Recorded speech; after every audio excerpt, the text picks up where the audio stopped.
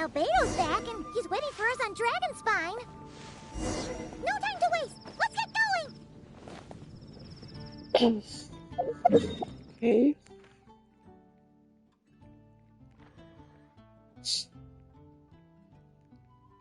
I don't know why he's there, but first of all, I do the daily quest though.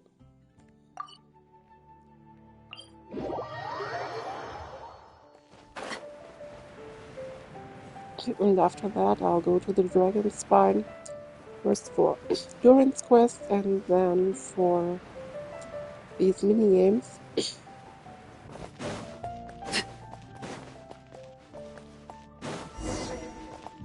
Oh, what's the last part of endurance quest?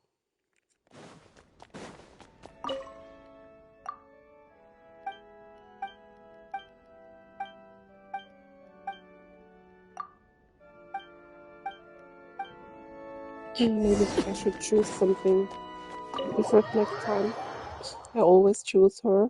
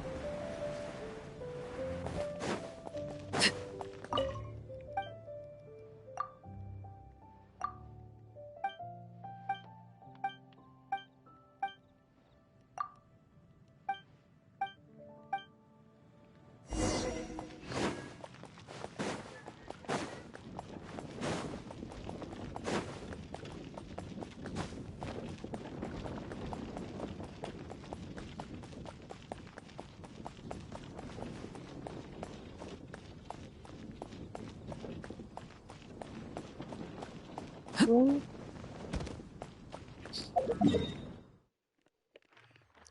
I need some more stairs, in my opinion.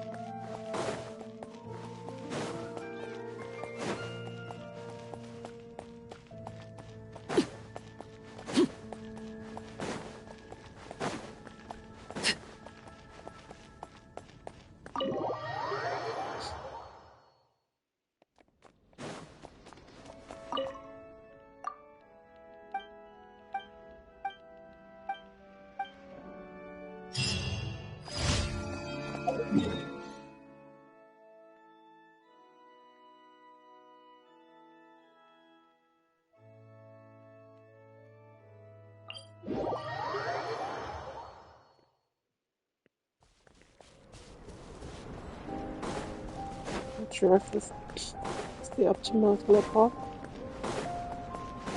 Yes, it is.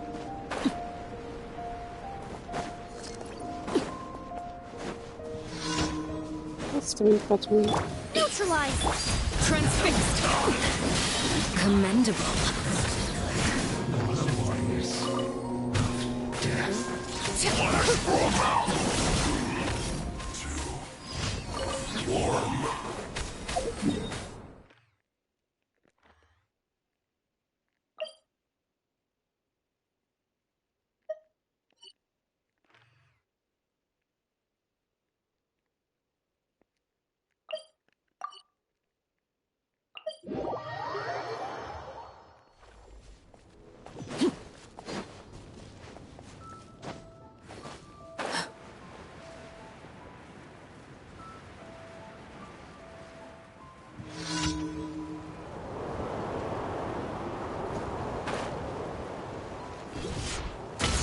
Overrule. Witness my rise. Transfixed.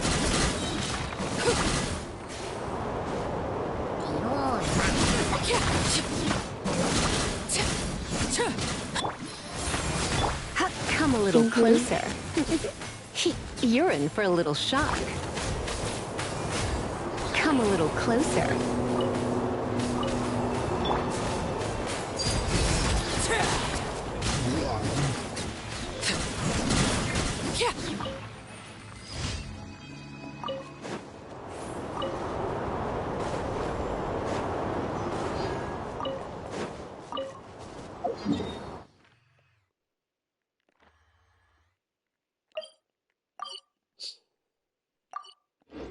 Wasn't that the quest episode?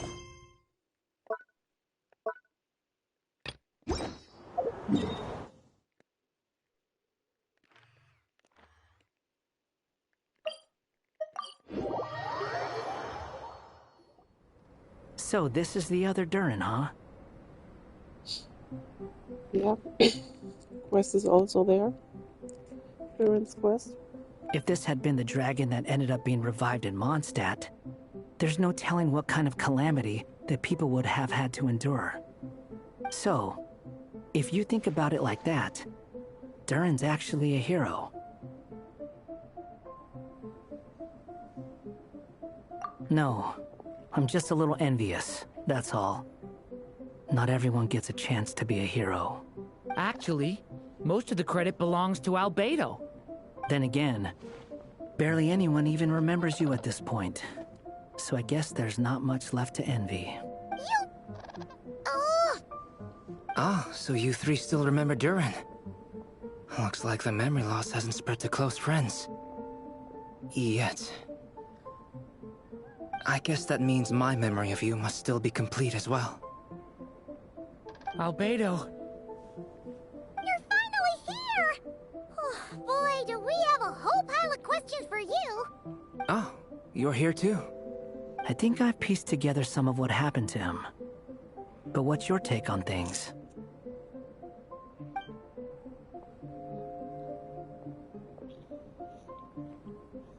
Master Jean filled me in on what happened, and I've got a few theories. But let's get on the same page first.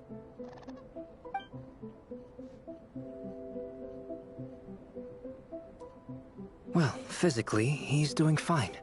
His body is holding the abyssal power at bay. And there's nothing whatsoever to indicate any risk of collapse. So, from an alchemy point of view, there's nothing wrong with him? The issue isn't so much that the abyssal power within him has gotten out of control. It's that the connection between his will and body is fading. If he ends up losing his conscious will, his body will fall back on its biological instincts. And that's when the abyssal power within it will take over. This book mentioned a witches' gathering. It seems like quite a few of these witches got themselves involved in Durin's case. Which brings me to my theory. Bringing Fairy Tale Durin into this world to replace the Durin on Dragonspine means using one Durin's fate to overwrite the others. But the power of alchemy alone would not be enough to pull off such a feat. It would have required the combined use of Miss Barbeloff's astrology, my teacher's alchemy, and Aunt Alice's magic. After learning of Miss Barbeloff's prophecy, Durin and I finally came up with a way to settle the Dragonspine Durin problem for good.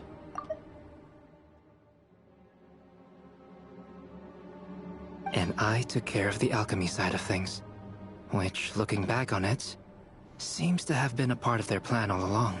So now, there's only one thing missing.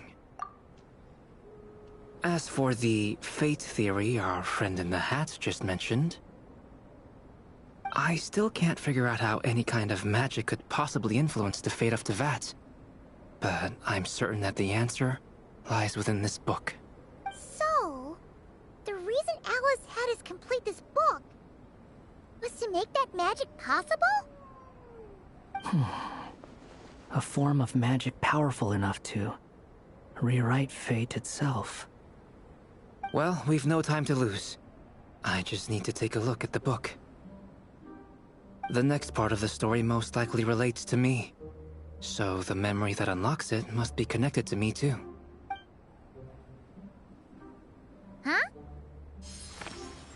The giant tree was home to a broken branch, the shape of its splintered arm aligning perfectly with the branch that had burst forth from the castle walls. Join yourself to that broken bough, for there you may take root at last, and henceforth bask in the sun and rain of the world beyond the castle.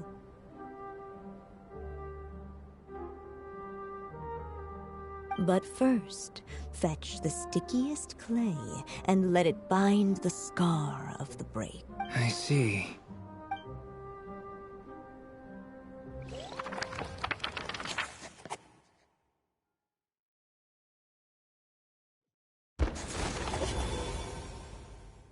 Guided by the breeze, the little dragon arrived at an alchemist's workshop. There he was greeted by a clay figure, a child molded by the Sage Witch's hands. Though gentle in appearance, he had inherited his mother's cold, sharp wisdom. And he was determined to avert the calamity the evil dragon would bring, and so was his helper, none other than the little dragon himself.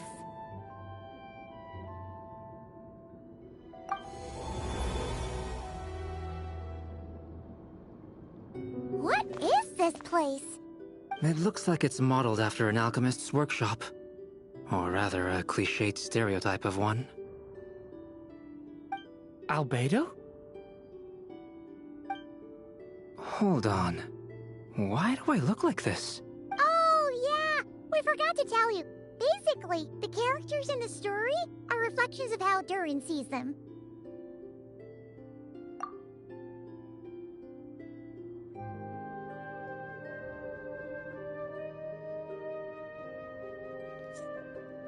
Minecraft albedo? At least you're still human-shaped? Well, since Cat Guy has taken on a different appearance too, that must mean the two of us are both characters in the story. But you, Paimon, and Durin haven't changed at all. You must be special figures in some way. I'd like to know more about that too. But seeing as none of them can explain it, let's just concentrate on moving the plot forward.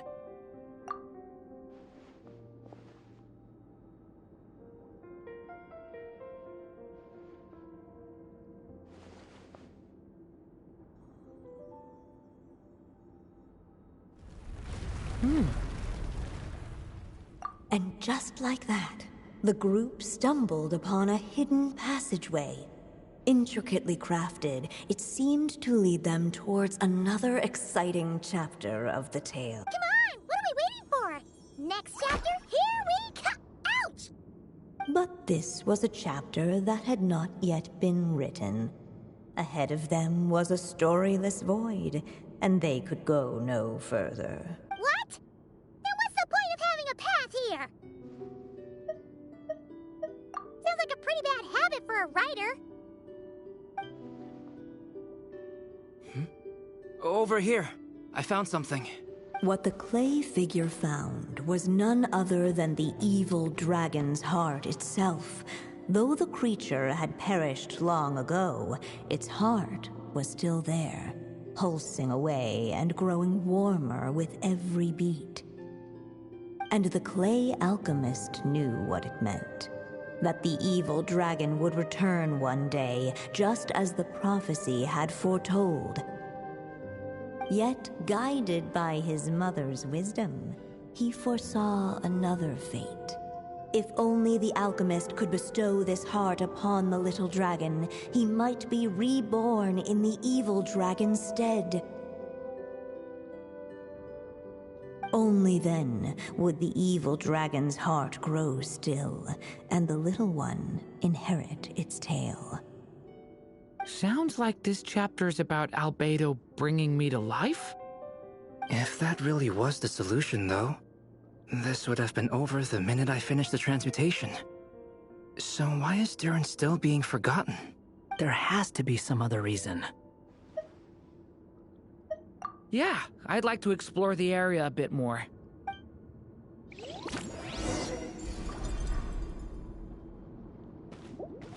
Unless the little dragon kept moving, eventually he would be forgotten.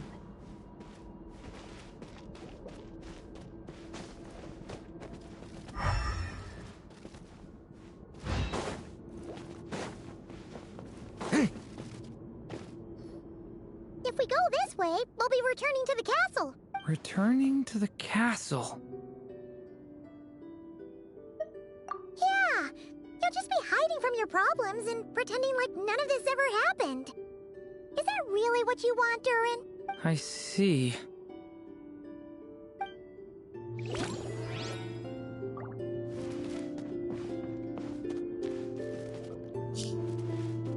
So the correct one is probably this, but I'll try this first.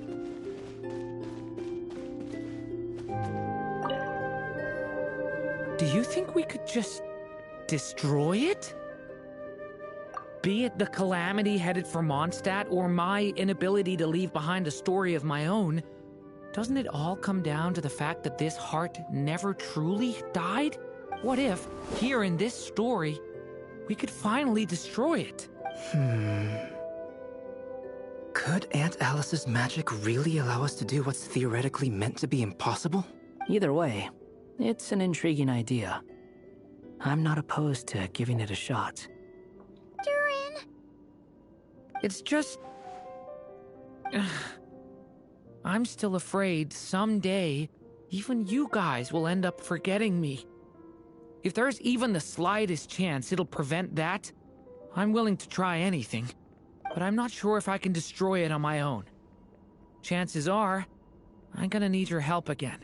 So please, everyone, help me destroy this heart, once and for all!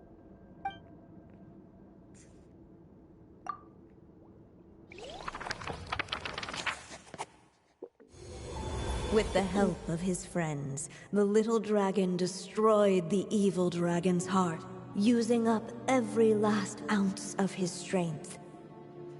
In his eyes, this would ensure that his story and his alone remained in the world beyond the castle's walls. But the evil dragon's heart was like a great tree with roots digging deep beneath the surface. Cutting off the branches did not kill it. No, it just made it impossible for a new branch to take their place. The gnarled roots retreated back into the frozen earth, biding their time for a chance to bud again. Cut off from their source, the rootless branches above the surface slowly withered away. The little dragon's story faded into nothingness, and in the world beyond the castle, only the evil dragon's tale endured. Who am I? Is this... me? And so the story ended, with the little dragon fading from sight, leaving nothing but the evil dragon's shadow in his place. Oh no! That means Durin! What do we do now?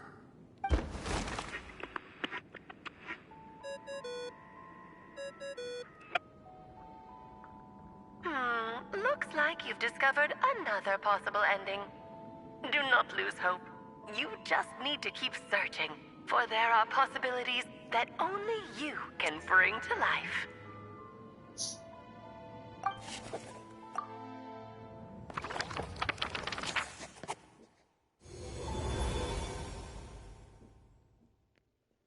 Unless the little dragon kept moving, eventually he would be forgotten.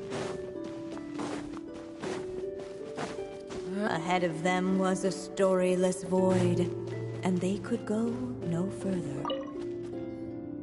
The evil dragon's heart continued to beat, as if waiting for the little dragon to accept it as his own. Looks like we have no choice but to get this done. Whatever happens next, Durin is going to need all of our help. Is everyone ready?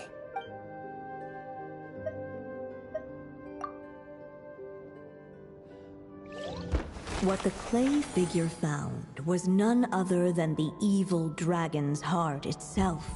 Though the creature had perished long ago, its heart was still there, pulsing away and growing warmer with every beat. And the clay alchemist knew what it meant.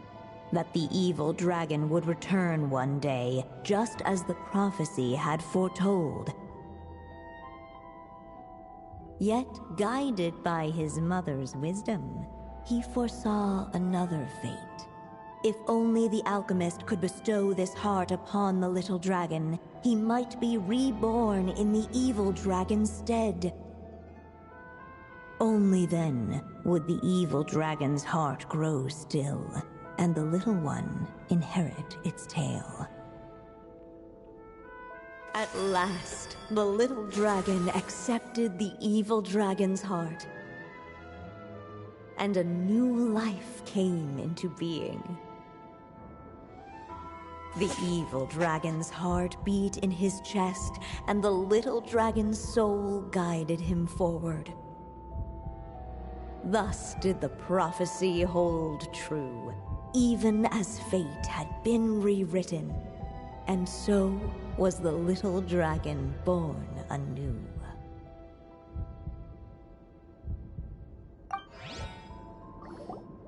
Finally! A happy ending! That must be the last step, right? Woohoo! We completed the story!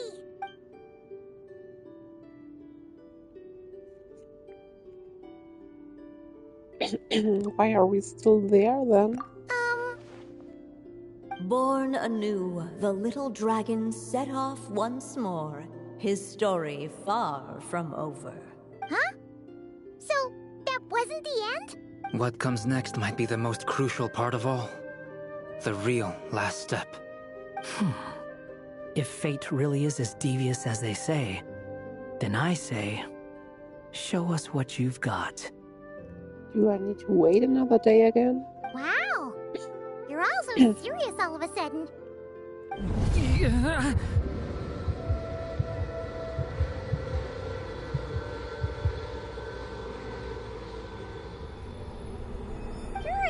are you alright?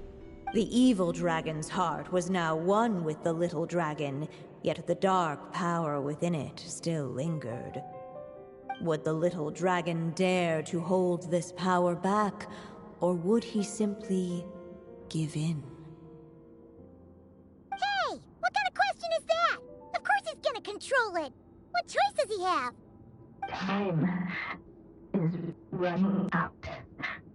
So, would the little dragon dare to hold this power back, or would he simply give in?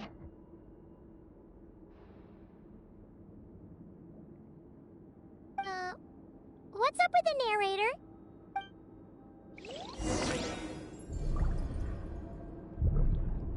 Would he dare to hold this power back, or would he simply give in?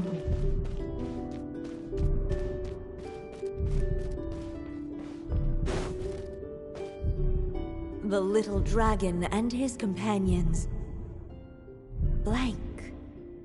Blank again. Huh? What's going on? Are we running out of ink? Once the ink runs out, is that the end of the story? I had a feeling this would happen. What's happening to the others? Now that the story's ink was spent, all that lay ahead were blank pages.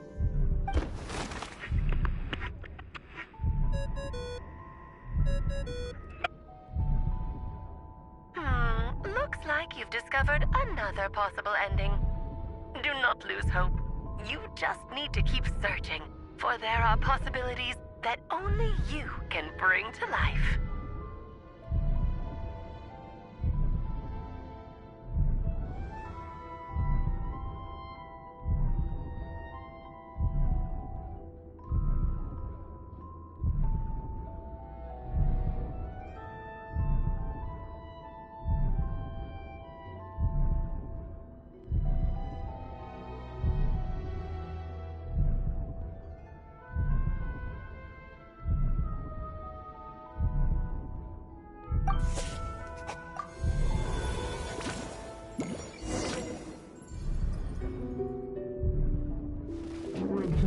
dare to hold this power map?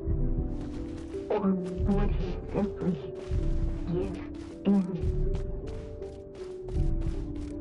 Ahead of them was a storyless void, and they could go no further.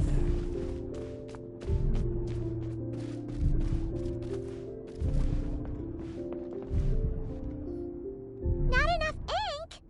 Seriously? Dare to hold this power map? Or would he simply give in?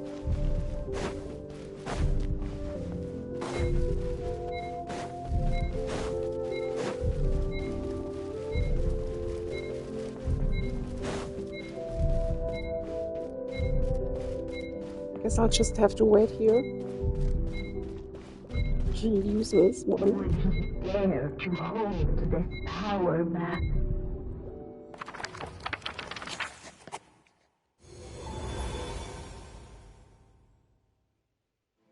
The little dragon was at an impasse, and the dark power within him surged like a tide. Unchecked, the darkness engulfed everything around it, including the little dragon's soul. It also sounds like a bad ending. The little dragon's story faded into nothingness, and in the world beyond the castle, only the evil dragon's tale endured. Is this me? And so the story ended with... Oh no! What do we do?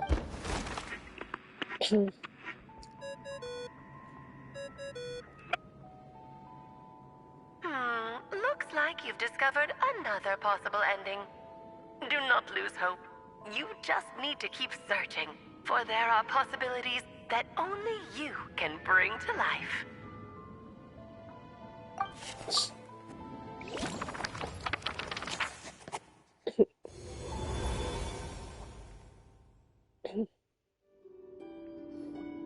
What's going on here? Why isn't the story letting Durin just suppress the abyssal power? It keeps getting stuck.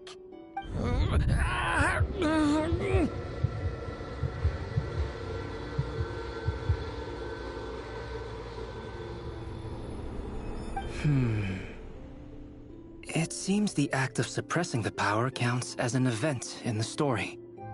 In other words, we would need ink to write it in. So, what now? Did we use too much earlier? How are we supposed to write a happy ending with only this much left? But... Well, this is Durin's story. As long as he's alive and well, why should it end? If there really is such a direct correlation between the story and his fate, I may have a potential hypothesis. Durin was, and still is in essence, a storybook character, written into being by M. From the moment he was born, he has always dwelt within her story, and I suspect that has remained the case, even after his arrival in Tevat. Reviving Durin in the evil dragon's place was an act of grafting this Durin story onto the latter's fate. In essence, that is how his fate was rewritten. But there is a fundamental difference between a being's story and its fate. As Miss Barbeloth reminded us, the fate of every living being in Tevat has been woven into the fabric of time. Its most natural path, therefore, is to proceed along its given track. But Durin's story, on the other hand... As Durin's connection to this world wore thin, not only have people started to forget him, he started to lose control of the abyssal power within. In other words, his story can't continue, because the author's ink is drying up. That's what it seems like to me. It would seem the little dragon had made a group of fine friends indeed. Save it. The question is, are you here to help him, or stand in his way? This is as far as the story can go. What path will you choose? I suppose the final decision is up to me. It's hard to believe I never actually left my mother's story. If that's true, I'd like to go there and see for myself. By there, I take it you mean the blank pages of the unwritten chapter ahead? But we still don't even know how Alice's magic works. If Durin belongs inside the story, then going outside of it to some unwritten part, isn't that too risky? I'm not afraid. I second that. It would seem this is one answer you need to go seize for yourself. So be it. Whatever obstacles stand in your way, we'll tear them down together.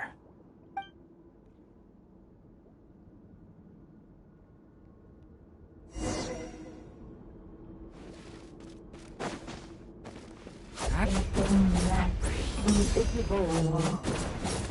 It was the little dreams were staring at the uncrossable edge of existence itself. And all of a sudden, a long fracture, as if struck by some transcendent wave.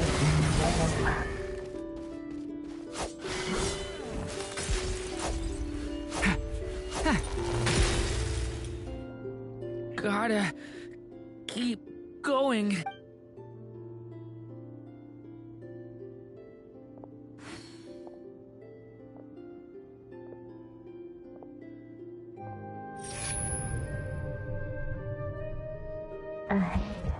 Lies only a stormless void. My consciousness is slipping away. Keep going, Durin. A pure soul is your essence, not an empty void. I feel so weak. Stand tall, Durin. You are not some amorphous idea. The body I made for you is flesh and bone. Am I truly alive? Yes, Durin, but you must keep going. You're as alive and real as I am.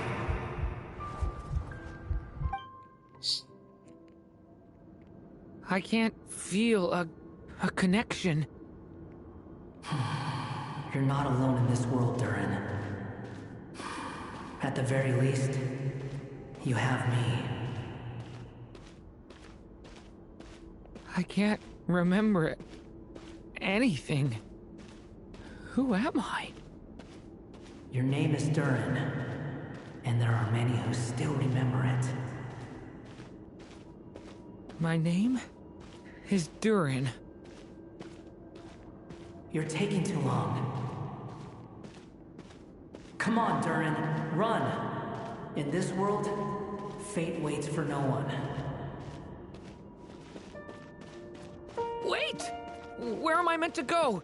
What am I supposed to do? Go make your wish come true, Durin. My wish?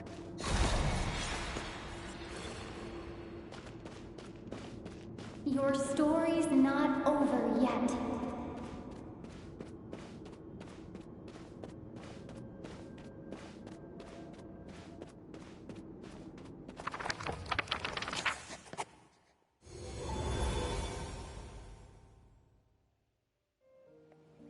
Silence, huh?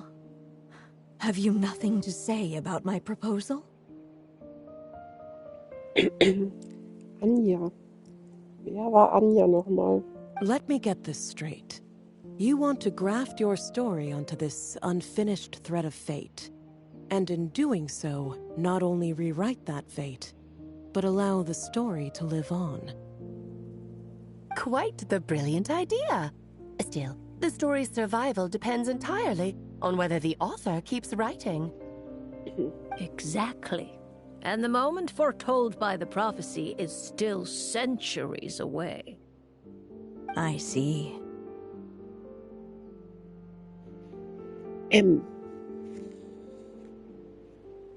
I thought my own ignorance might be the problem. That I'd asked more of the noble science of alchemy than it could ever deliver. or that I had failed to discern the heavenly signs and grasp the secret truth underlying the prophecy. Little did I imagine that time itself would prove to be the greatest hurdle of all. Well, my friend, this has been a most intriguing experiment. And from an academic perspective, at least, I don't think it was a bad proposal. Someday, the prophecy will come to pass.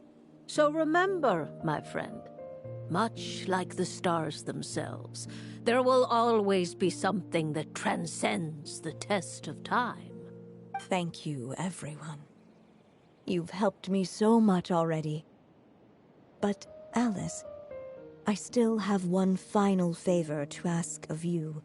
Will you lend me your magic one last time, just enough for me to keep his story alive until the prophecy is fulfilled? You mean you want me to extend your lifespan?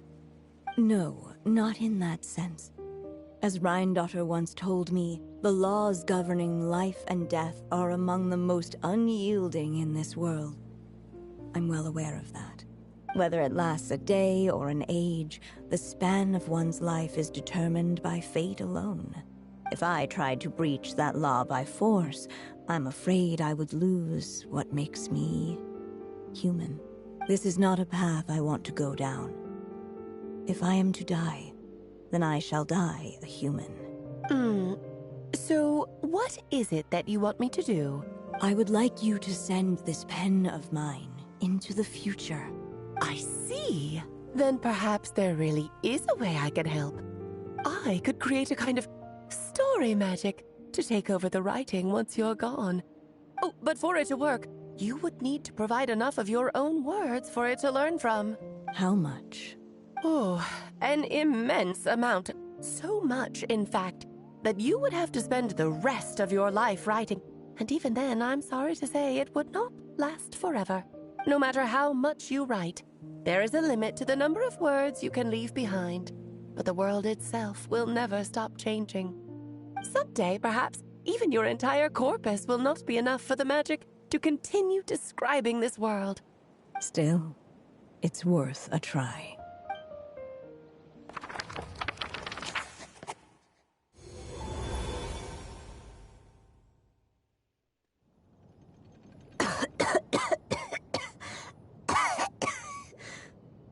Oh, my dear Anya. Even after all this time, you're still... Look at you. You should be enjoying your old age in peace and quiet, especially now that things are finally returning to normal after that terrible calamity. Once he leaves Simulanka, things will only get more complicated. If his story is to continue, there needs to be more material for the magic to draw upon. I'll just have to skip over some of the less important details. Anya, why do you insist on sending him out of the storybook world?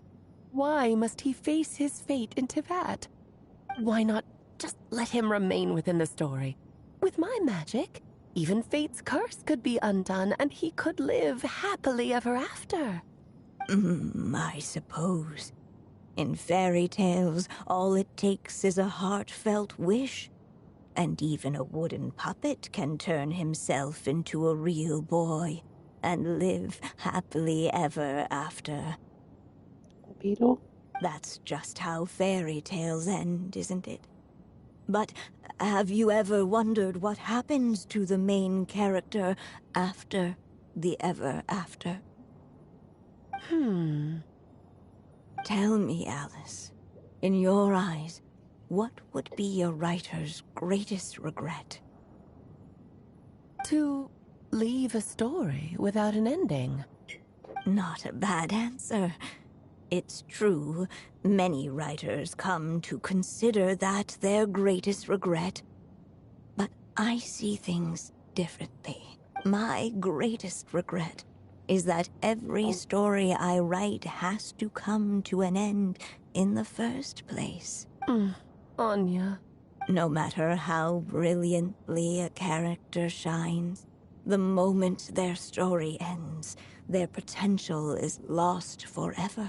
For them, the story itself becomes an inescapable fate.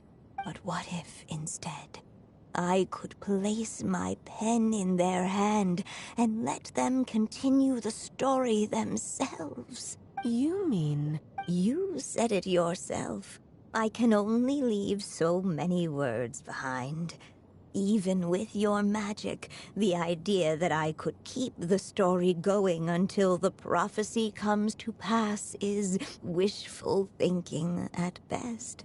But I've found a way to use your magic to transform some of my finished stories into a special kind of ink. This ink is a magical medium he can use to complete the story the way he wants to. For what is storytelling but another kind of magic? Even once he reaches the chapter where I stopped, he'll still be able to carry the story forward on his own. And so, by leaving him this ink, I can entrust him with the responsibility of writing his own story. A character with the power to write their own story.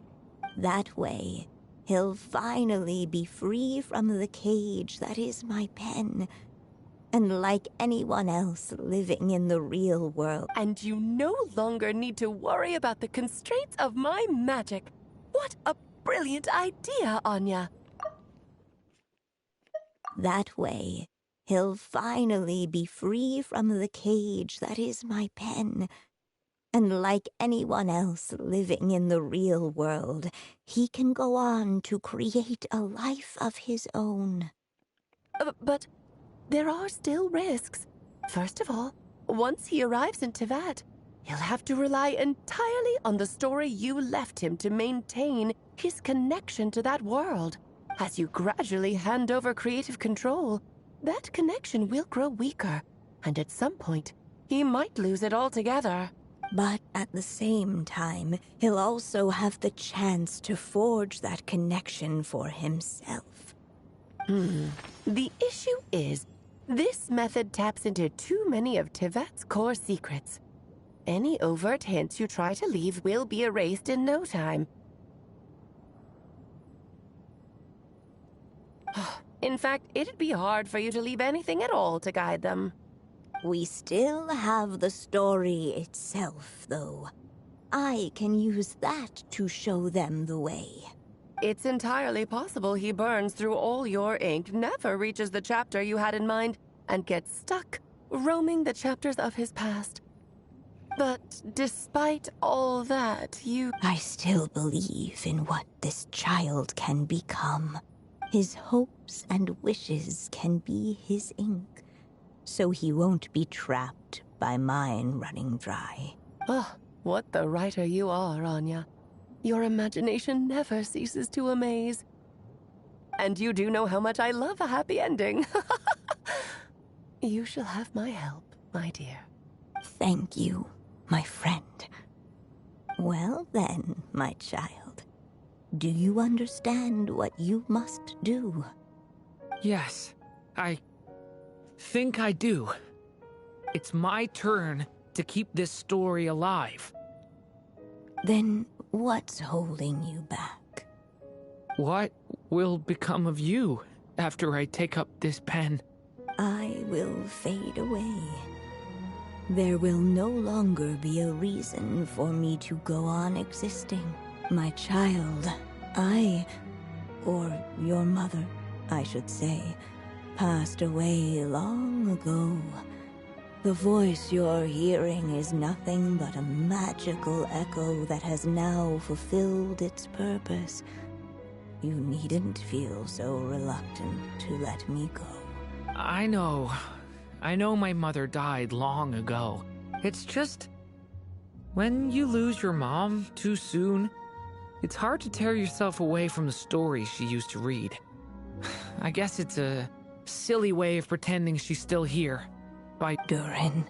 But after coming to this world and traveling it with my friends, facing all kinds of enemies together, I suddenly realized I couldn't just sit around listening to my mother's stories because I'd found a new purpose in life. Maybe this is just what growing up feels like. With all my new friends waiting, it's time I finally set aside my mother's storybook. I'm ready to grow up now, Mom. Then take this. A gift I should have given you a long time ago. You've witnessed this story from the very beginning. Made your wishes, offered your blessings, and even wrote your choices into its pages. From here on out, this pen is yours. Now I ask of you, the other pillar of this story, as both its reader and its witness. Will you turn the page so the next chapter can begin?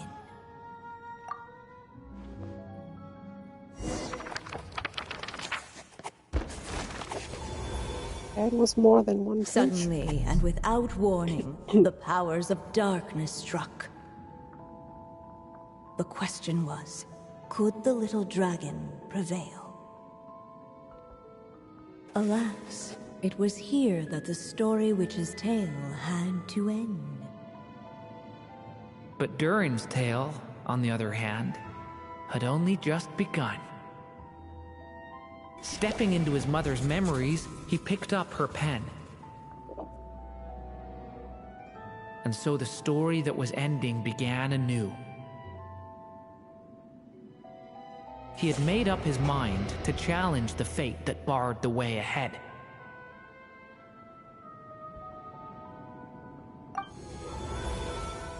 Looks like this is the final step. A chance to strike back at fate? Now that's not something that comes knocking every day. So a boss fight?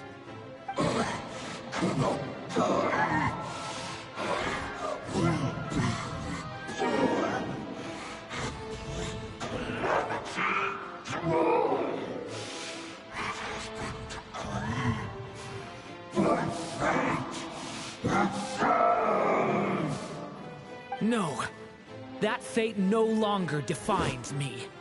In the end, only my story shall endure. Yeah, looks like a boss fight.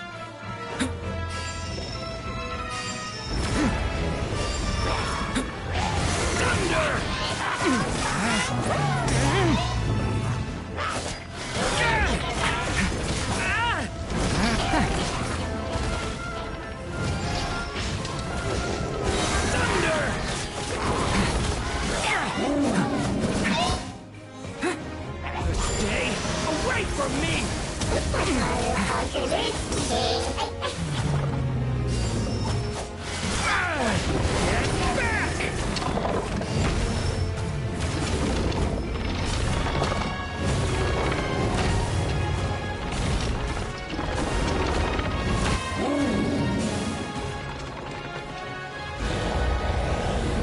No dodging this one. Here, I'll help lift you up.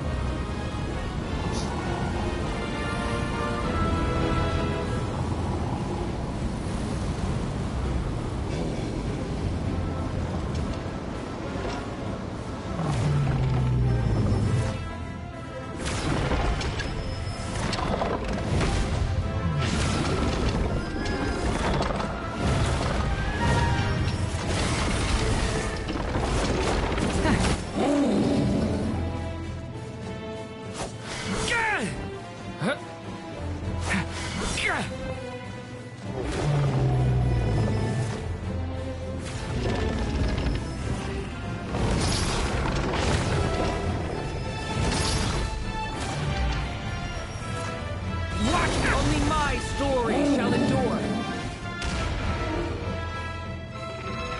Yeah, that was the correct move. Turning point in fate! Watch out! Absurd!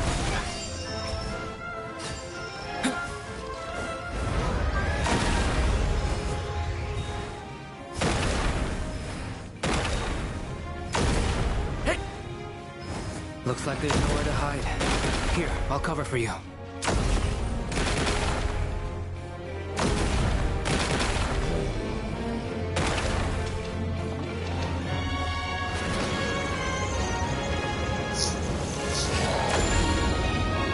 Stop that!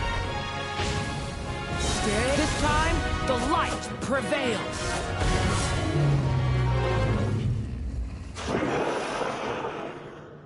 Thank you, Mom. And so it was that Durin defeated the darkness and rewrote his fate. But his story is far from over. But his story quest is now over.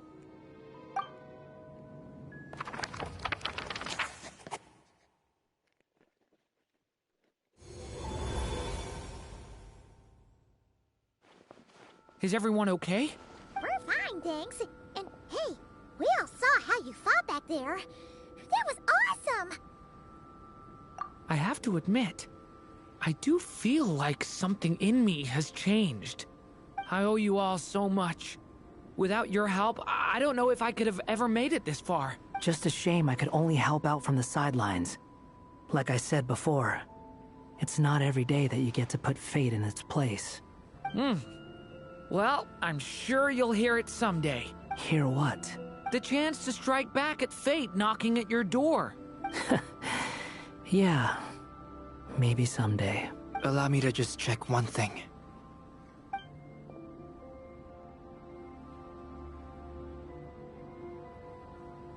Yes. The abyssal power within you has stabilized again. And those strange symptoms you were experiencing seem to have completely disappeared. Oh, thank goodness! You made it. I wonder what it means, though. Aside from the principles of alchemy, what other law of this world governs his being? Look, it all turned out fine, so just leave it at that. Now that this one's out of danger, it's time for me to get out of here. You're leaving so soon? Well, don't humans usually throw a party after something like this? A party? Do I look like that kind of guy? Anyway, come find me again next time you're in trouble. That's what friends are for, right?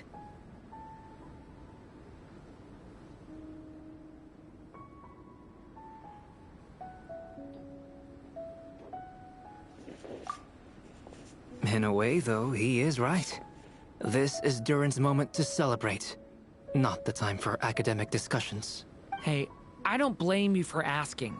And honestly, I'd be perfectly happy to talk about it. It's just, I wouldn't even know where to start. It's all right. I'm sure we'll get a chance at some point. After all, your story's only just begun.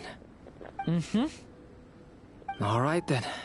Traveler and Paimon, we'll part ways here.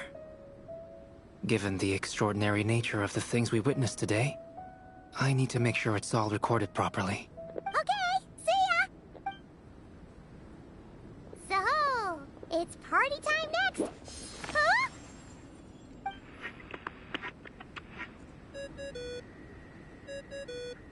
Congratulations on completing your mission. Now then, as per our agreement, it's about time you returned that book. She must have known the moment we finished! Just like she said she would!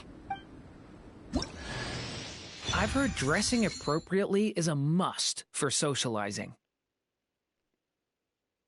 Okay, I unlocked a new outfit for this character. I don't have him though, so you will not notice.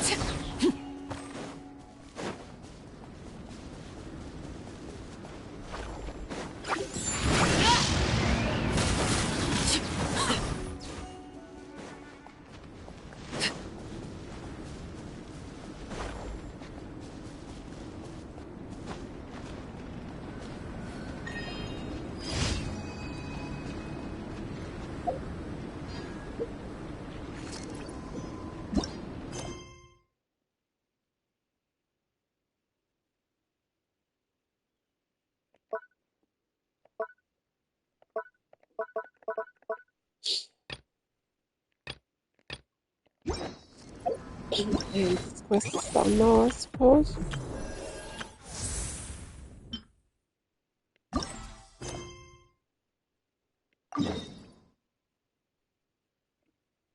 Maybe not.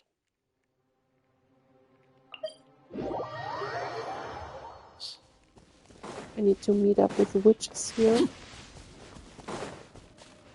On that weird island. Floating in the sky.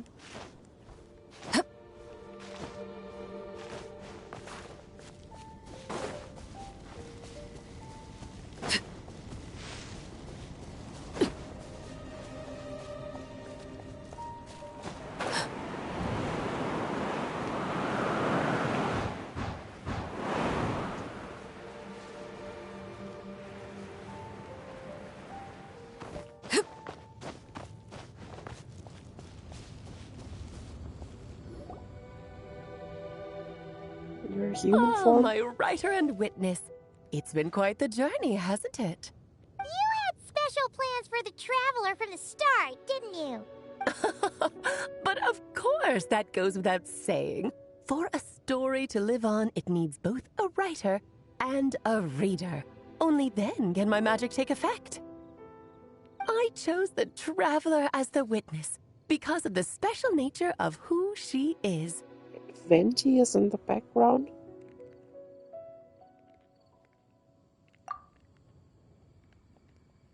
It's not easy finding someone with that kind of background, you know. For a moment, I even considered taking the role myself.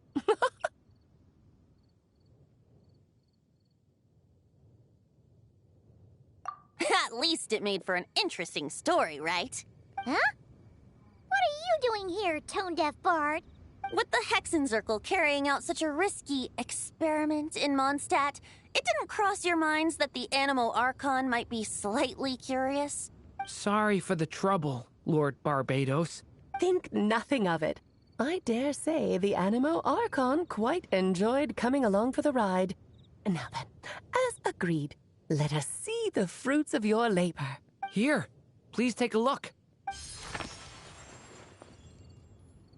Well. Somehow, despite all my careful planning, it still turned out to be full of surprises. It never even crossed my mind that Rhindotter's child would be capable of handling that kind of alchemy in her stead. When he asked for help with the materials, oh my, I nearly couldn't believe it. If only the others were here too. We could all celebrate together. I'm right here, you know. The only one who hasn't responded is the one busy stuffing her face over there. Is that you, Barbie? A little late to the party, don't you think? Come here, child. Let me take a closer look at you. All right, Aunt Seer Witch. Here I am. Just as I thought. This child's fate does not appear among the stars. Anya has accomplished what almost no one before her could. What does that mean? Child, all you need to know is that you're very lucky. Oh.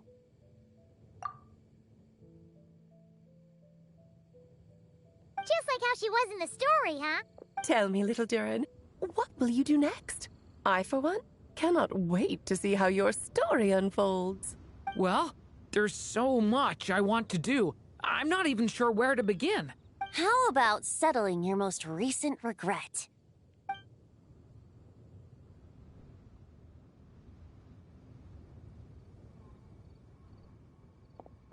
Not so fast, tone-deaf bard. What exactly did you just tell Durin to do? To make a long overdue wish come true. Thank you once again, Alice. How much time do you have left? I believe these should be my final moments. Just enough time to say goodbye to my dearest friend. This feels like having to say our final goodbyes all over again. I don't like it. Not one bit.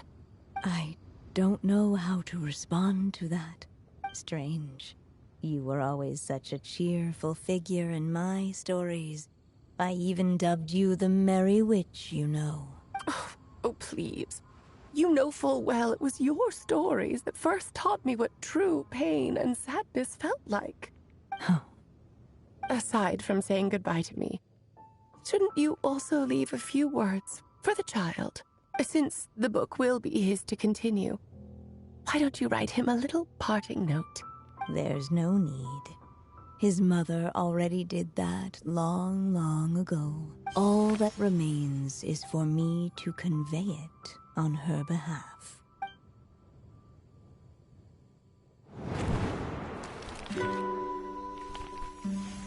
My child, these may be the last words I get to leave you. I've always thought of the characters in my stories as my children, loving each one of them, just like a mother would. But you are the most extraordinary of them all. You alone can defy the fate of this world and write the perfect ending to my story. You alone shall leave these pages for a future I will not see. Still I say to you, fly, my sweet child. Just like a forest breeze yearns for the open sky, head into the unknown and seek an adventure to call your own. If you meet a dragon bright as 1,000 jewels, dance through the air together. You are not alone, for this world has accepted your place in it. Do not lose heart. You still have many wishes left to fulfill.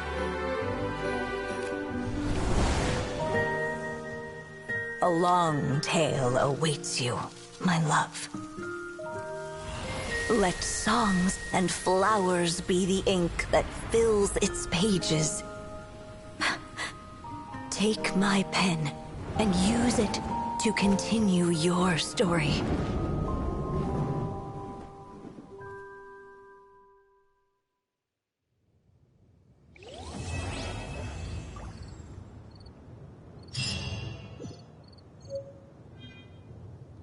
So is it finally done now? There you go! Your very own copy of the book. We wouldn't want one of the story's key witnesses to leave empty-handed now, would we? Of course, this copy isn't magical in the same way, but rest assured, all the twists and turns are still there.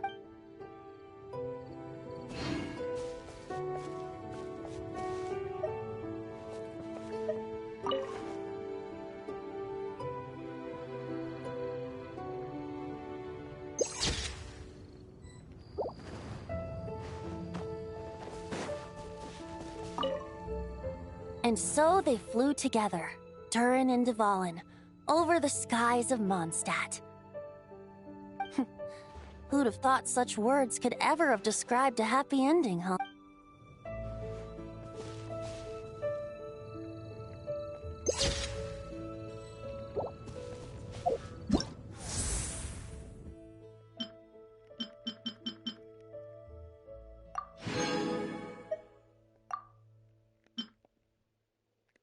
Yeah, it's done now.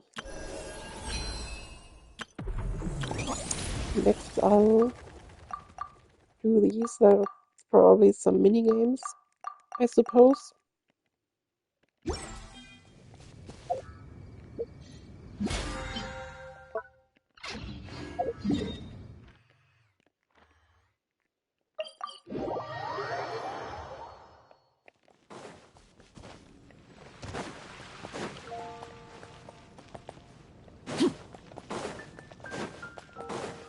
Add Astra. Thank you for Add Astra.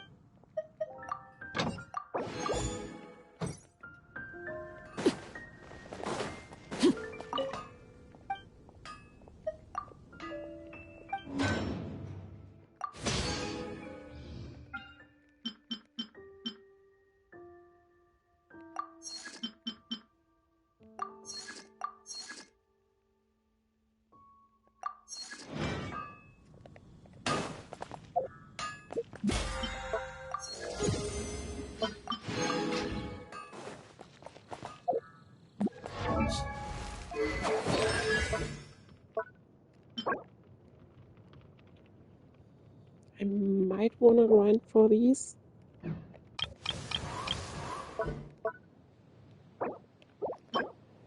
Could also grind for these instead.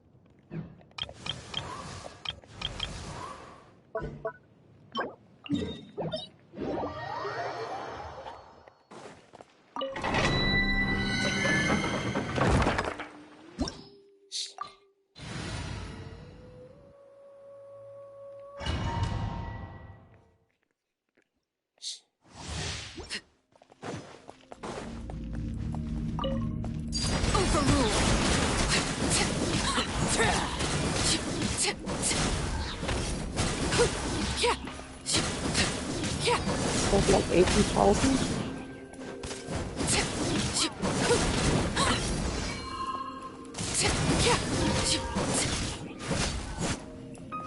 Transfixed.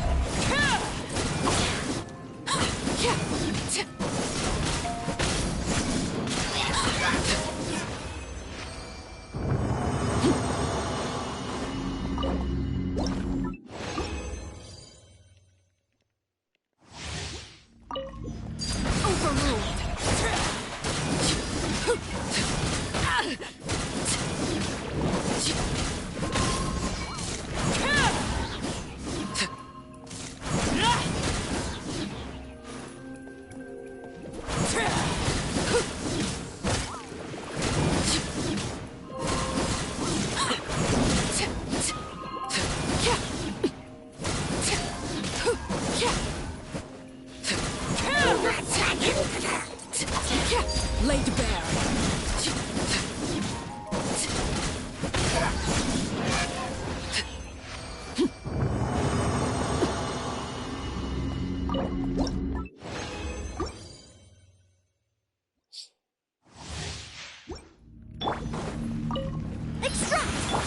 Transfixed.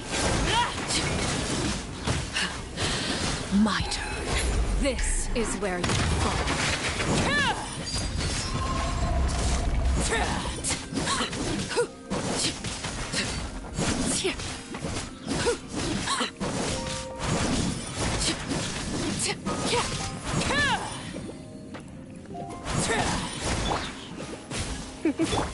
neutralized. You're in for a little shock.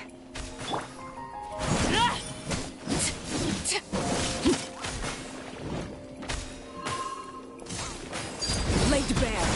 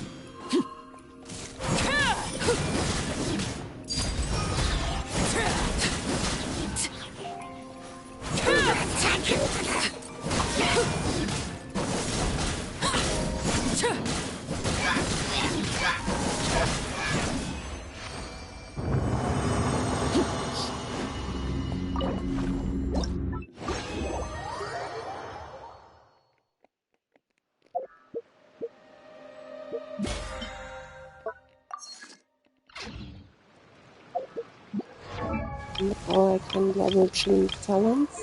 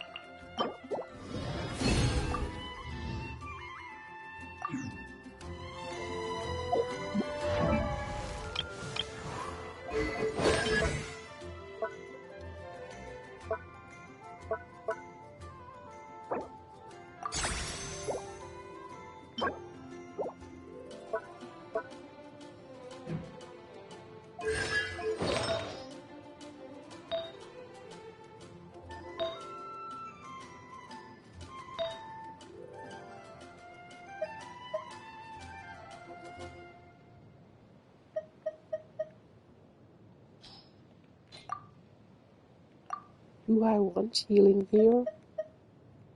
Probably not.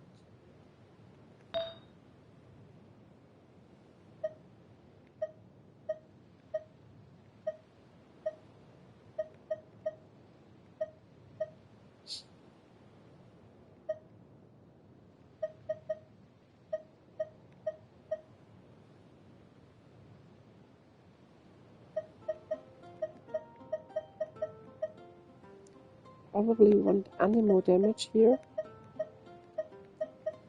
Check is listed first though, so maybe not.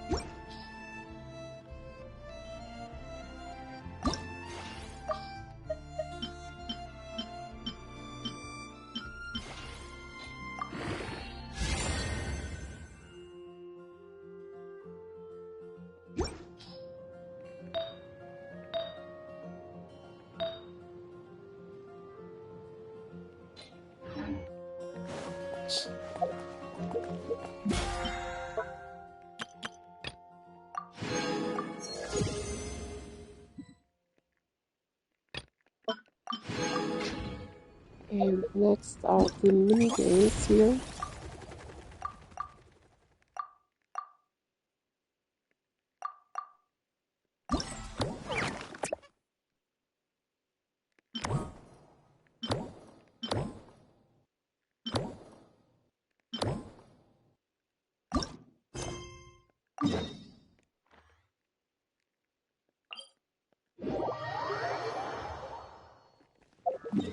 Can I actually teleport there? Okay. Hey, Marissa! We finished reading that comic book you gave us. It was pretty cool. Morning. Wait, you finished it? Wow, that was so quick! So you two have been won over by Fiatenna's infectious charisma? From what we read, it seemed like the Soul Blazers were a group of Natlanese heroes who fought against monsters. Also, Malika had a cameo in there. Does that mean the Soul Blazer saga is based on historical events? That's right. It's an adaptation of Natlan's history. All the characters are based on real people. But of course, it's mostly for entertainment. You can't treat it as a history textbook. The Soul Blazers were warriors who fought against the monsters of the Abyss. Their mission? To protect their nation. The finest warrior of all the Soul Blazers was Fiatenna. She is our hero, our role model. The Pyro Archon has some real cool fight scenes too, though. She fights with real passion. But there's a whole bunch of other comic series that deal with her story specifically. This one is more focused on Fiatenna's story arc. Her motivations, her rise to greatness, and so on. No matter how desperate things got, she never lost hope. Thanks to her dogged determination, she went from rookie warrior with no understanding of strategy to a formidable commander. Along the way, she became friends with a group of fellow warriors who stuck with each other through thick and thin. Fiatenna! She's my hero. This story really means a lot to her. Oh, every time my thesis gets rejected, I just think about all the challenges that she faced. And suddenly, my own problems don't seem so insurmountable after all. Don't worry, Alrani. I have faith in you. You'll get your thesis approved one day. Aw, Veressa. You bet I will. Trifling thesis. You are no match for me.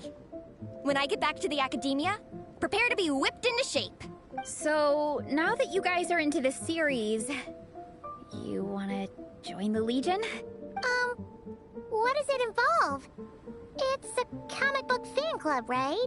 Don't stress over it. Yes, we were initially brought together by a shared interest in comics.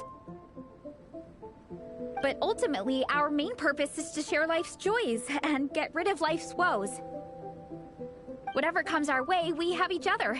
And we can face it together. We discuss comics together, eat together, and chill together. Paimon, when someone mentions eating. In that case, Paimon's in! Yes! Welcome, welcome!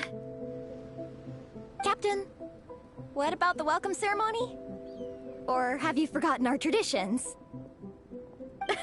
Of course I haven't forgotten. Find a nice open space and wait for me there.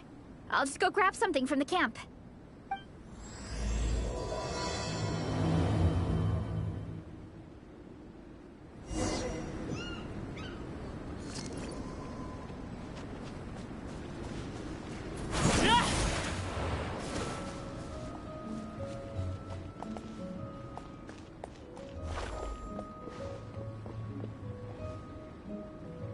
He's grabbing something from the camp.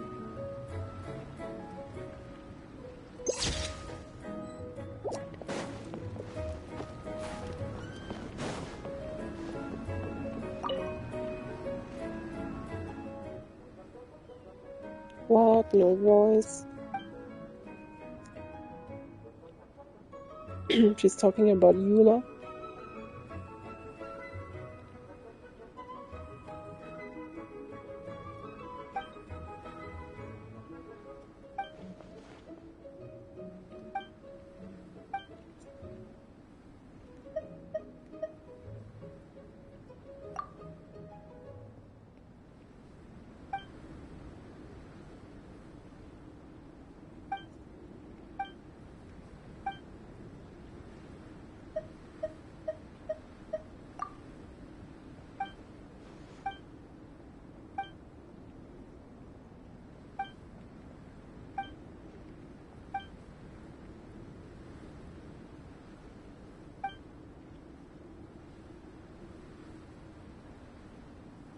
mini game.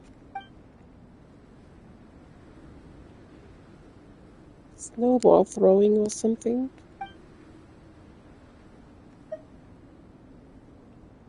I'm very good at snowball throwing.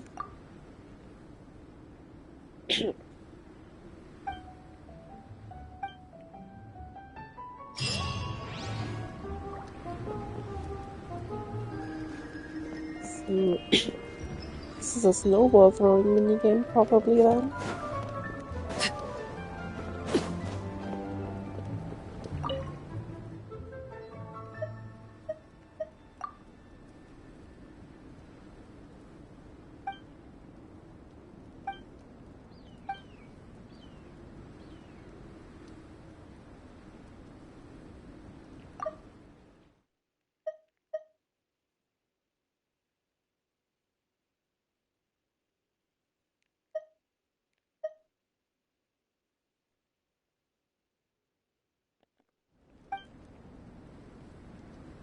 If she was sightseeing with Amber or something.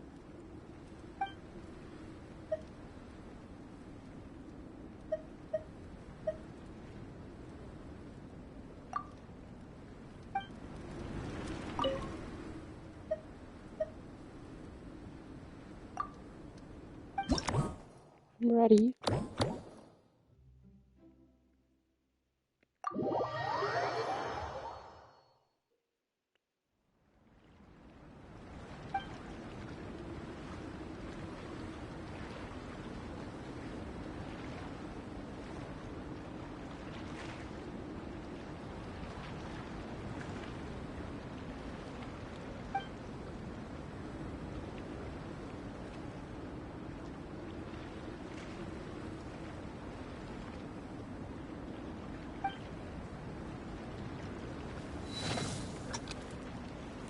What?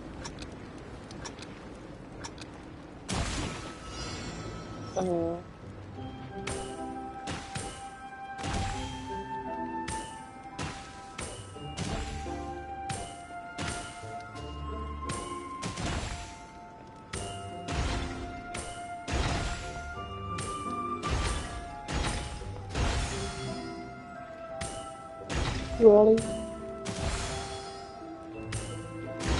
Ah, could have waited maybe.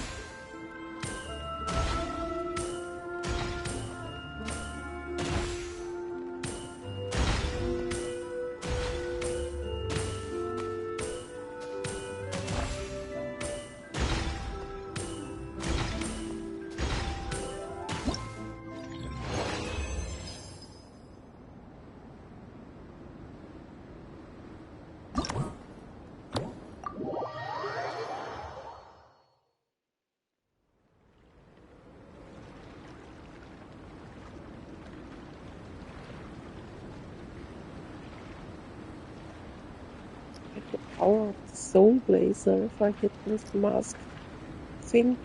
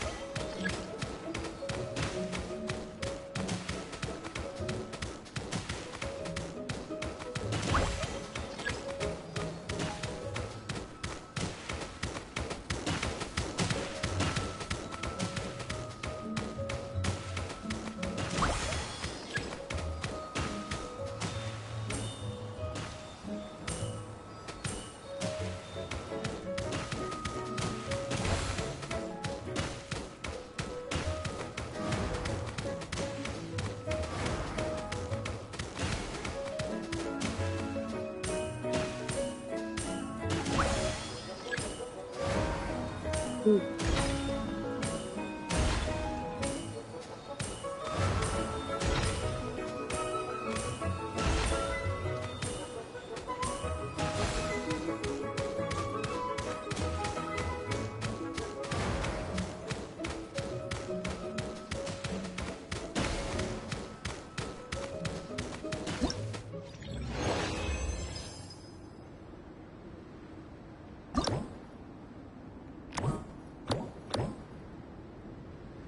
Okay, this is.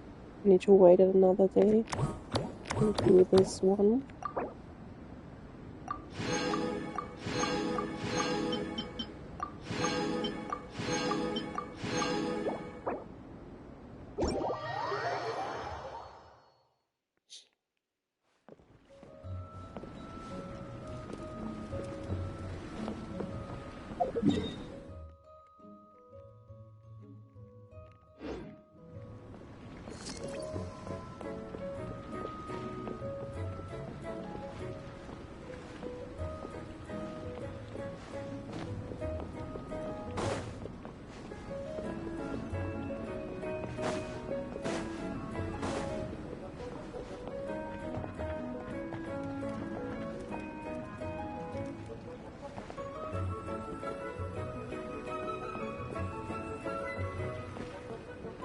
Usual hair color for an NPC.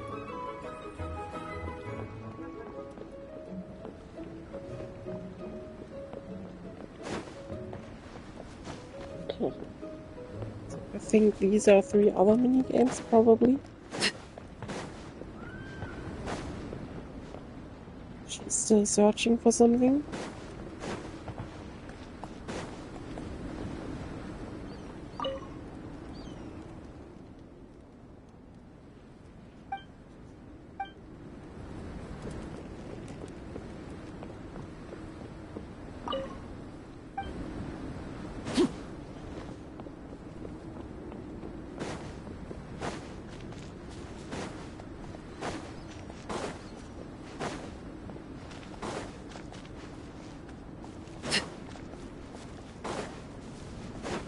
Okay.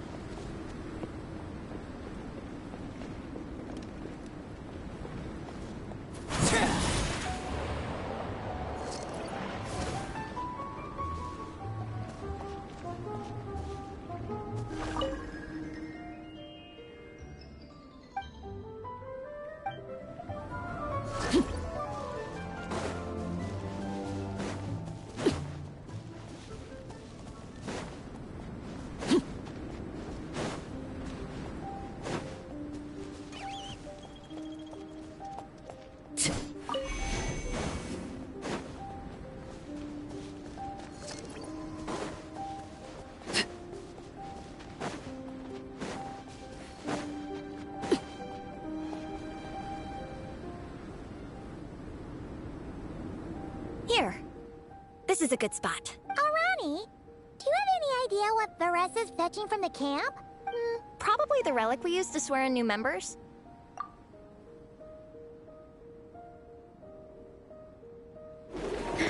I'm here! Hope I didn't keep you waiting too long. I sprinted the whole way. Here, take this. It's a Fiatena mask. I made it myself. Thanks! Huh? Isn't this the mask you wear in combat? That's right! Fiatena used to wear a mask in combat too.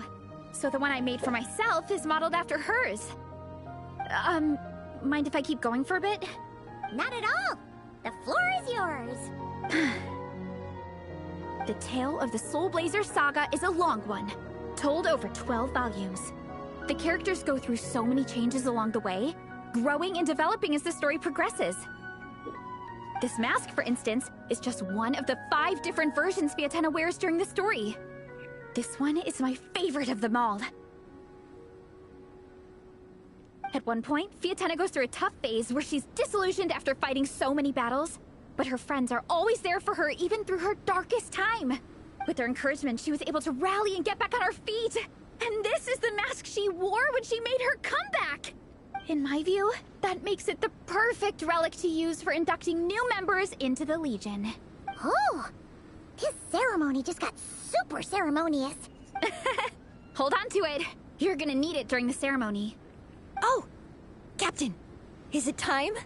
Now, Traveler and Paimon, join me in reciting the Legion of Soul Blazers Creed, which we will cry out at the top of our lungs.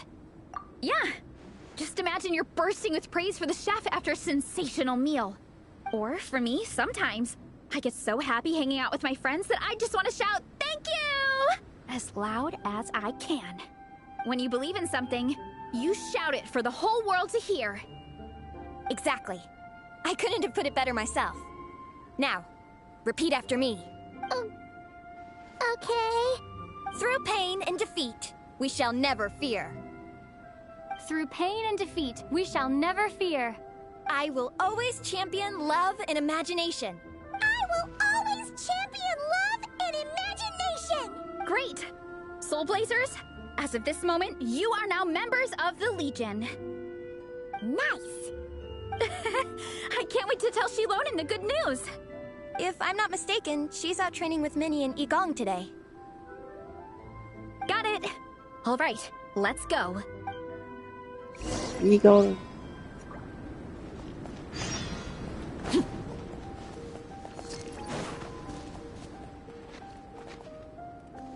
Isn't that a tweak cam?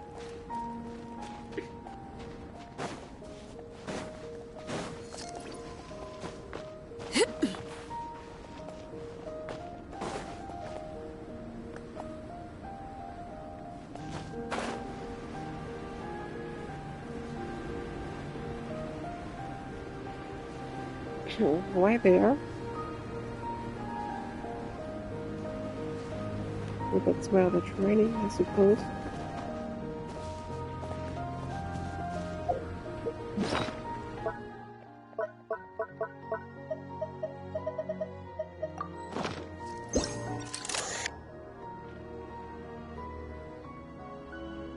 Enemy is exhausted.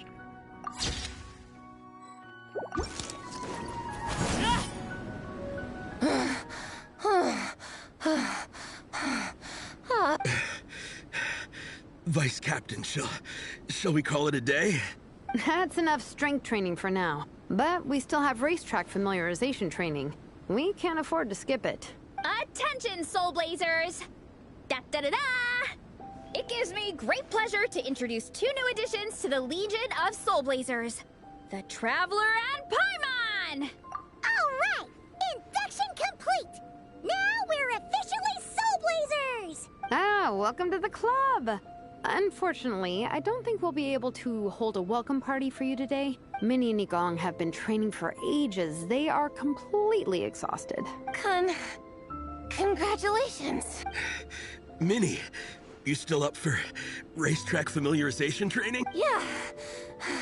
Why wouldn't I be? Since it's a 4-person relay, we gotta rehearse every stage. I'm so jealous of Alrani. Logistics is the easiest job. Gets to stay at the camp the whole time. Yeah, they seem totally wiped out. Alright, we can skip the welcome party. We pretty much know everyone anyway. Shame you have to miss out, though. I feel kind of bad. Let me think. Okay, here's what we'll do. Why don't you join us for training?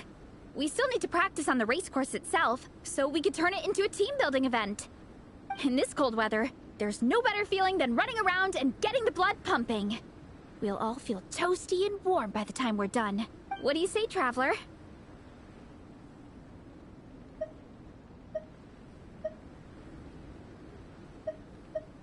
Come on, it'll be fun. We can chat while we train. It'll take your mind off it. Count Paimon out. She is not cut out for this at all. Paimon's never run a day in her life, because she can fly.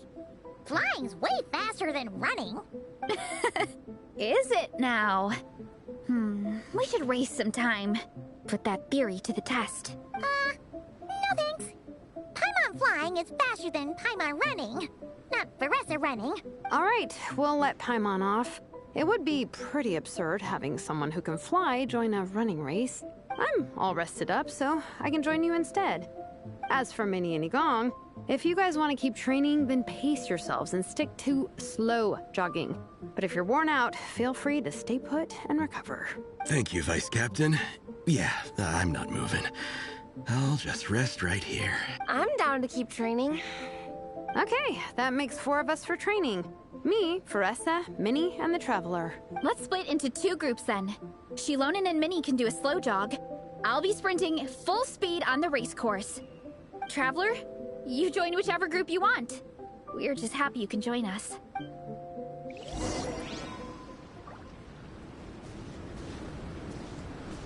Don't waste your youth.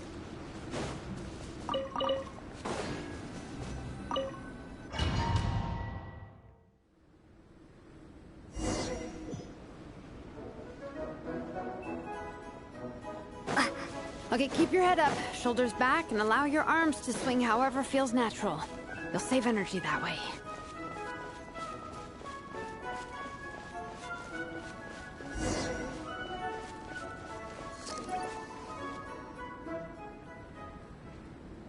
This track forms part of the official race course. It's one of the flatter sections. Oh, monsters, huh? I guess that makes sense. Mountains have plenty of places for wildlife and wild monsters to hide. I'll politely ask them to leave us alone.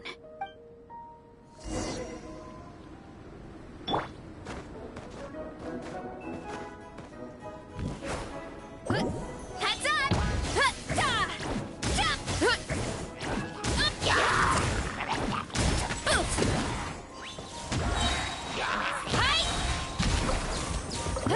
That's a lot of damage.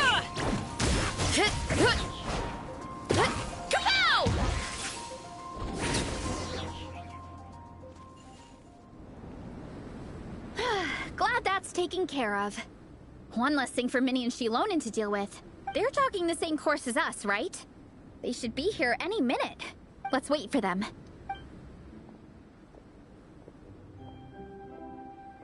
How's it going? You two holding up okay? I'm good. Minnie's form is so much better than last time. I still think I need more practice. The course goes into an uphill climb from here. It's gonna get pretty tough. It's fine. I'll keep going. I gotta get a good ranking. I don't want to drag this team down.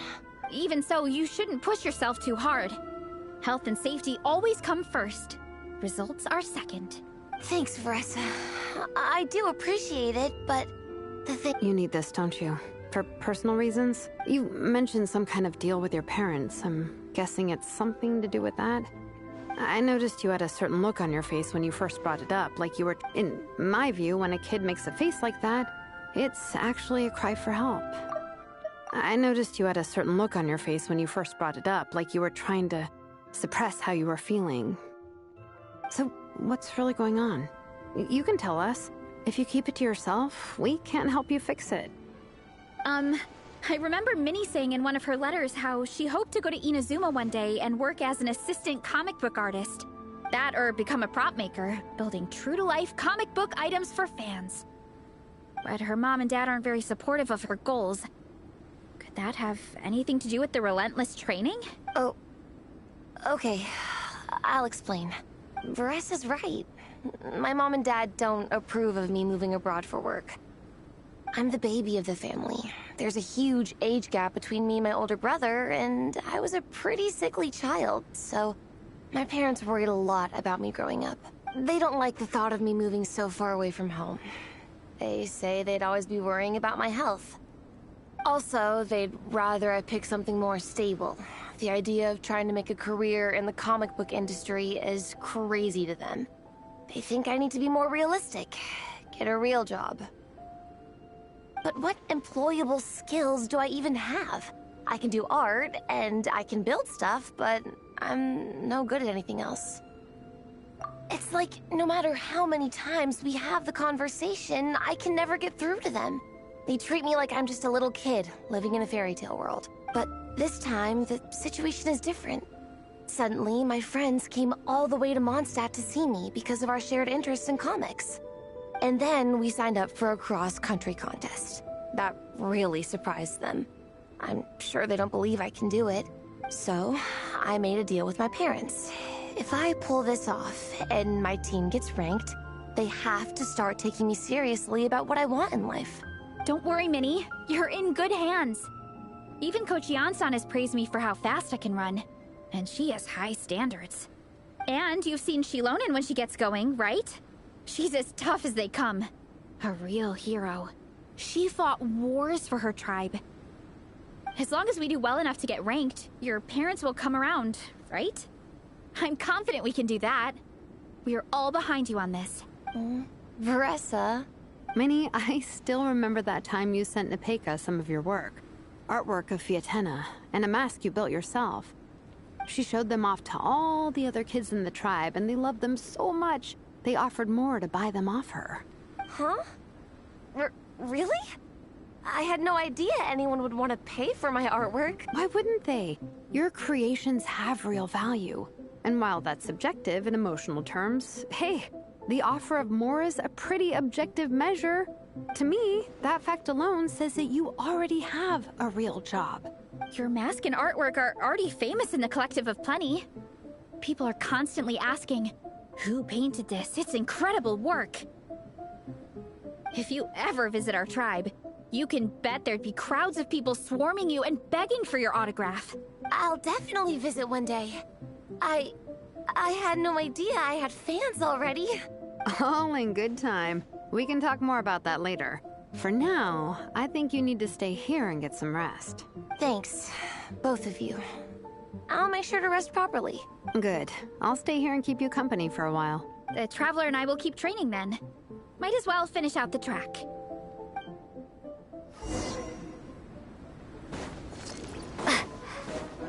You definitely don't want to stray off course on a mountain like this.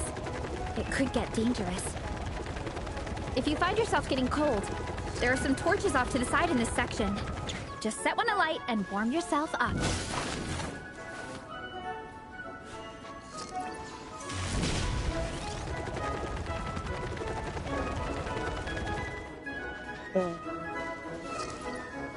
Oh no.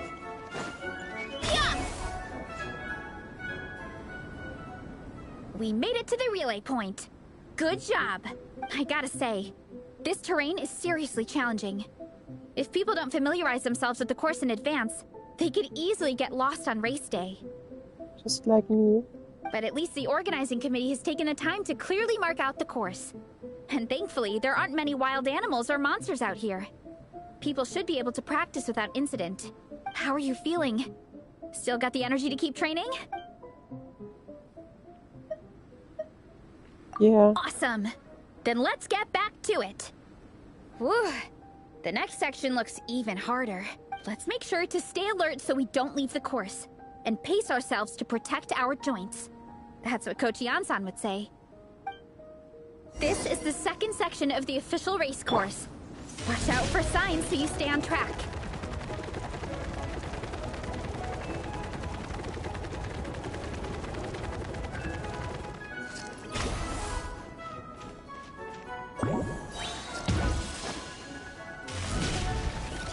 No.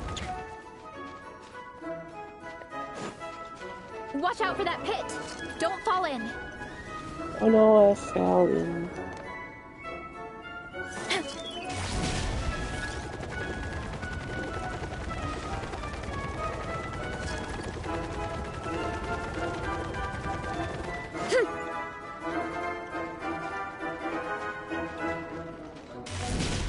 There's a gap here. If we jump down, it should shave off a lot of our race time. But it's a little risky. Gotta be careful not to sprain an ankle or it's game over.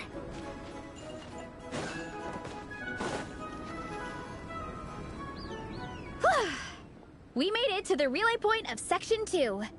That's today's training target officially smashed. We just need to check out Sections 3 and 4 of the course, but we can do that tomorrow. Now that we've stopped, it suddenly occurred to me. After a whole morning of running, we're still only halfway up the mountain. Kinda? But then again, I'm already freezing. And it must be even colder up at the top.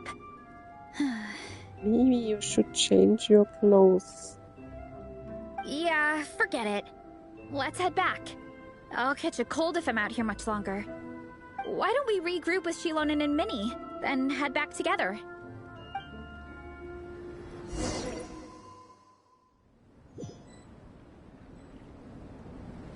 Hey, you two. We're back.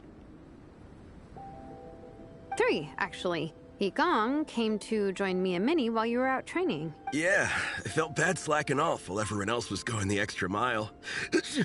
Sounds like the cold's getting to you. All right, let's head back to camp so people can get some extra layers on. Yeah. Wow, the time's really flown by. At this rate, I don't know if I'll have time for my nap before we hit the city for the afternoon. I don't think they'll actually take extra layers though. What?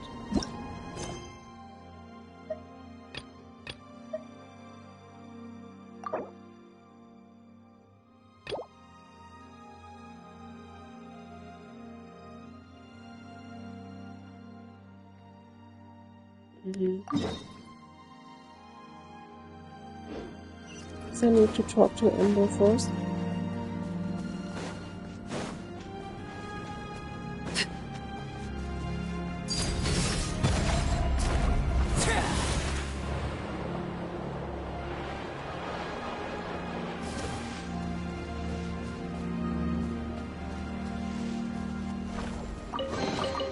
An impressive bounty.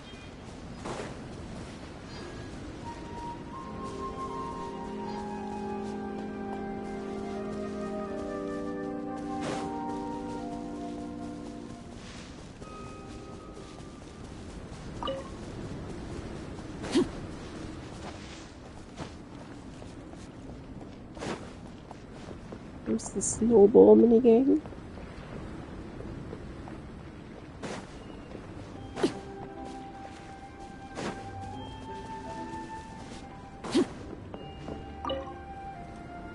Dragonspine can be a cold and miserable place.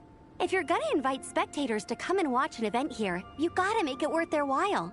Hopefully, these stalls will keep people entertained and make the atmosphere in the camp more relaxed. I'm also taking the chance to hand out some little trinkets for the teams to decorate their tents with.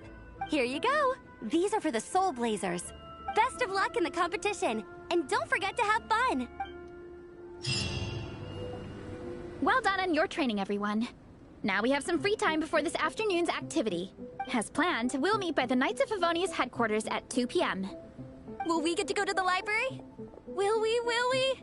That's right! Excited? Yes! Me too. After days up here in the mountains, I'm looking forward to finally checking out the city. Great! In that case, see you all at 2 p.m. sharp for some well-earned fun. Yeah! That perked them up. Now that fun's on the agenda, they don't seem so tired anymore. Well, of course. It's important to relax and de-stress after training hard. And to eat. I am super hungry right now. Okay, everyone. Dismissed.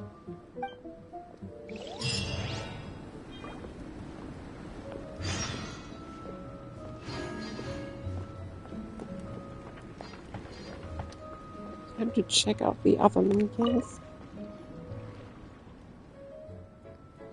No voice again.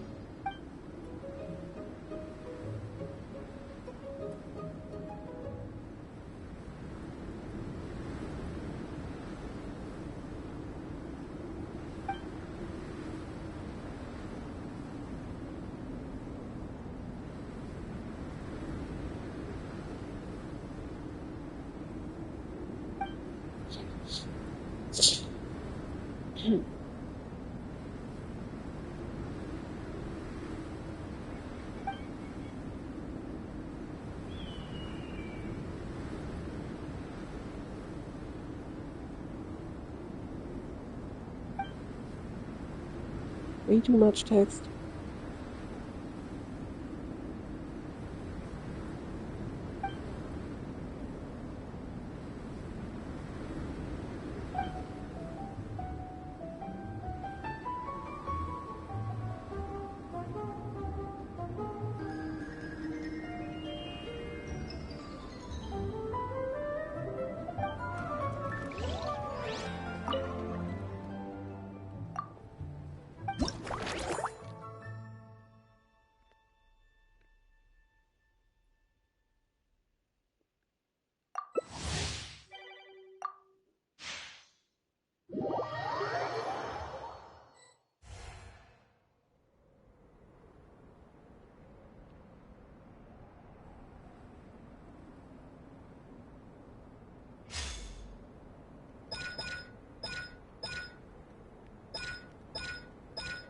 What?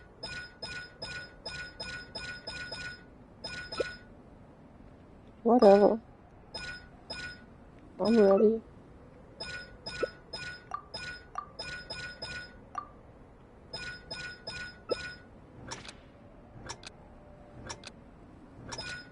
So I need to hide, I think.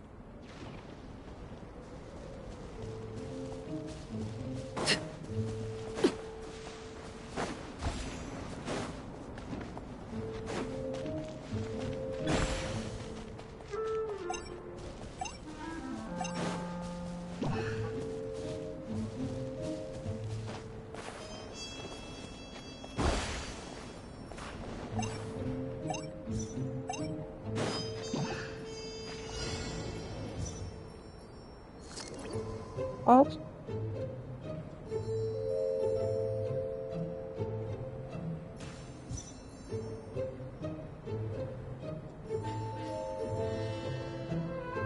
Something you wish to report? Go on. You have my undivided attention.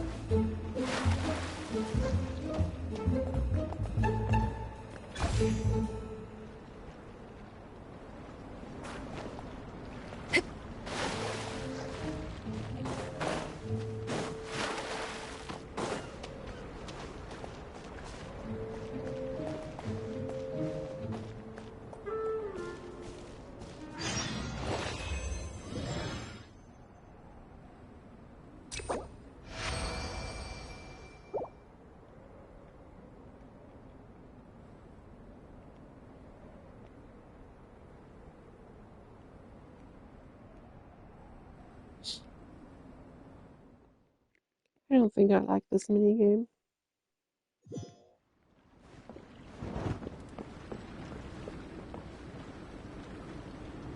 Try this one next. Probably aren't voiced either.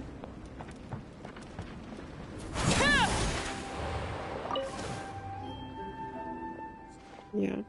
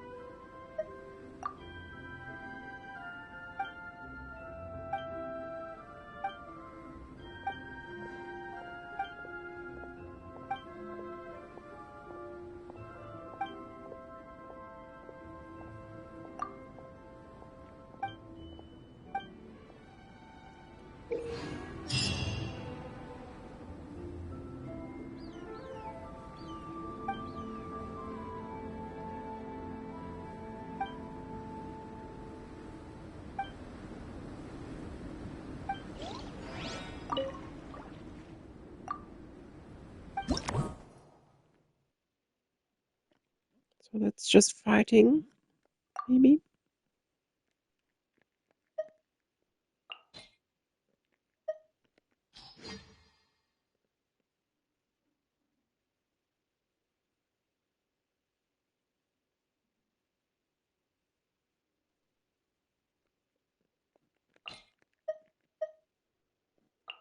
Pyro damage.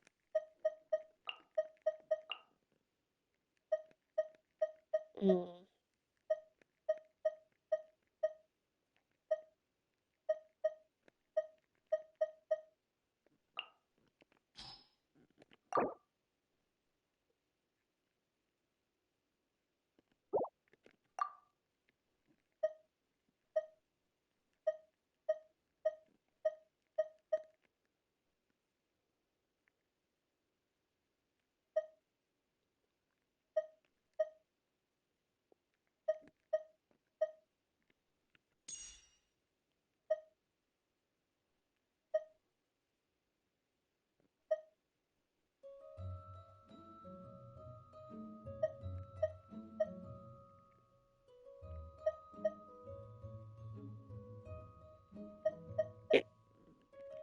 No idea.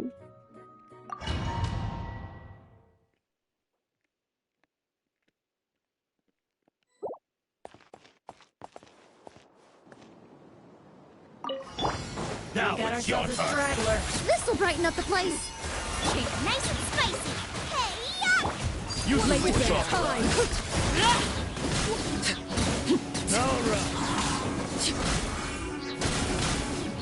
Now it's your turn. Use the force off. Use the. What a waste of time. All right.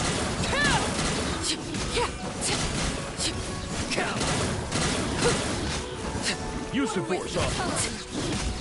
what a waste of time. Overruled. Extract. Not back this time.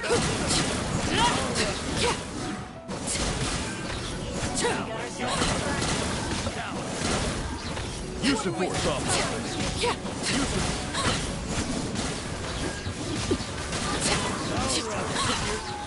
Laid bare.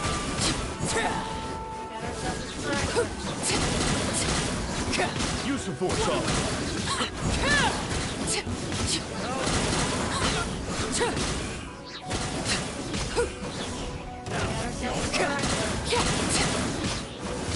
Use the force off. Neutralize. Out of the frying pan, into the fire.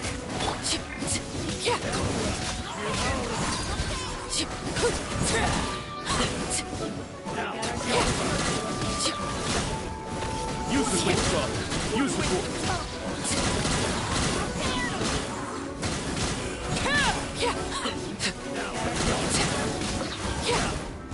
Use the force off.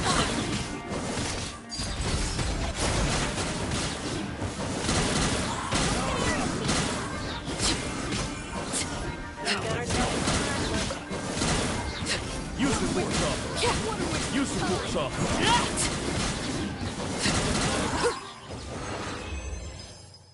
Yeah, that was quite decent.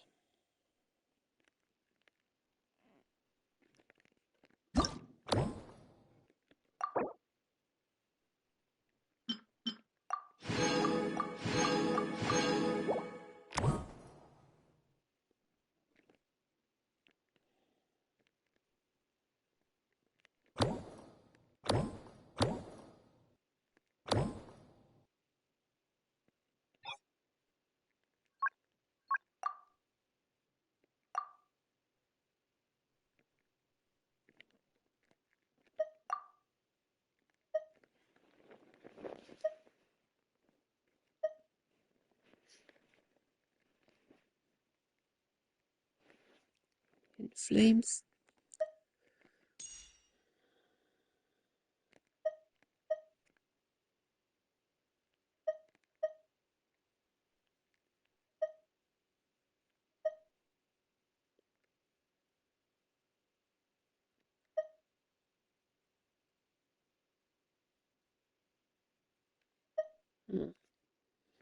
I don't know.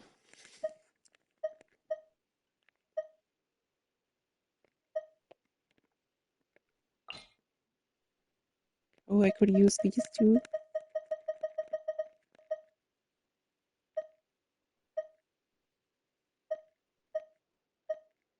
Probably should use these two.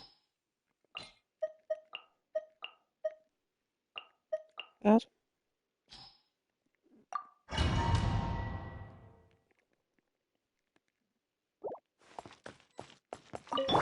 Extract! A little ambiance! Overruled!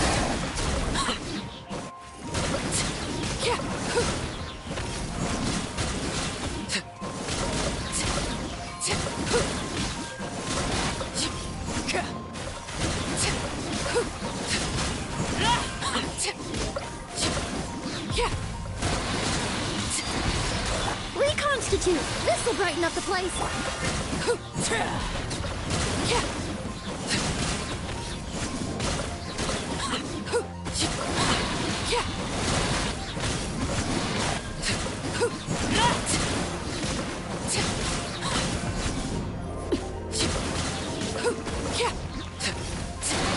Transfixed!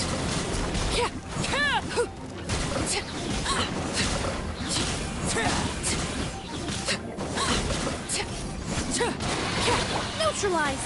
Fresh and floral! The mystery unravels. Getting done!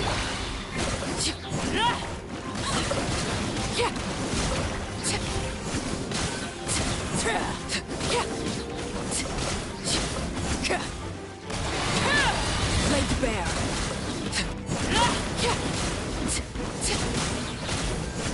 Reconstitute! This'll brighten up the place!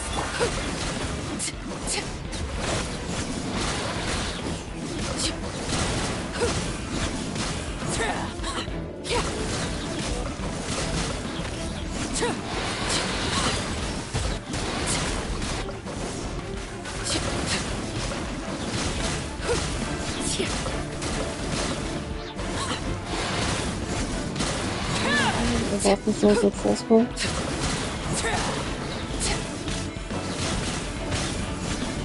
Maybe I really need to use.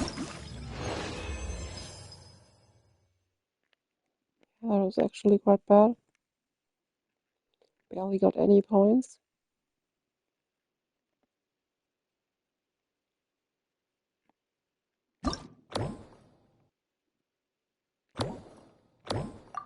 These aren't unlocked yet. Yeah, I shouldn't use Alkino then. Oops. I probably should use this one. And this one. And switch between these two.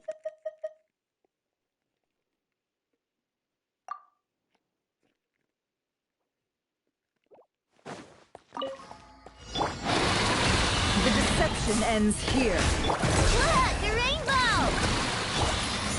A little ambiance! It all adds up. The mystery unravels. Can't hide the truth. Flash attack! It all adds up.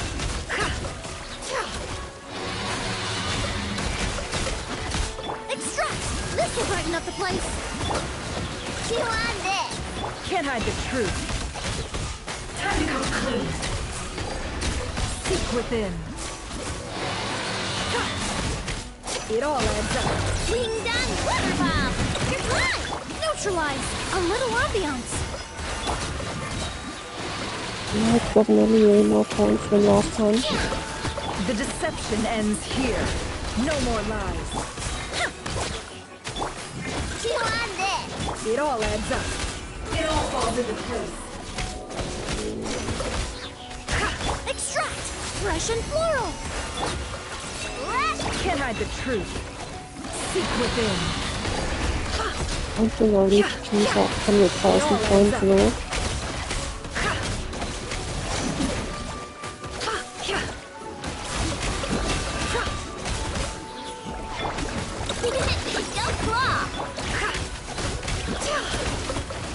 The mystery unravels.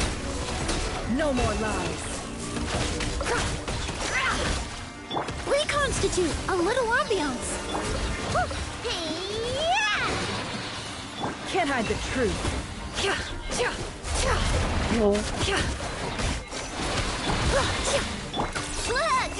The deception ends here. Almost.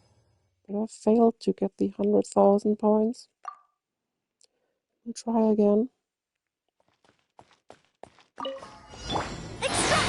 Fresh and floral! Flash attack! No more lies. Seek within. It all adds up. Let's see what you're made of.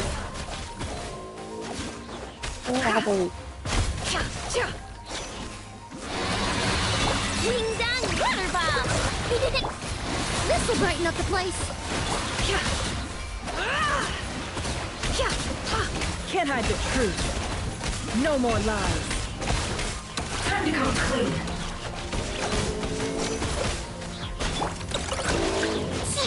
Can't hide the truth. The mystery unravels.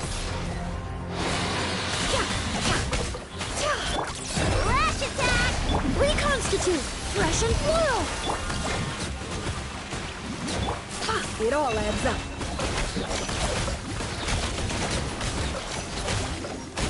No more lies. Wing down glitter bomb! A little ambiance. It all adds up. The deception ends here.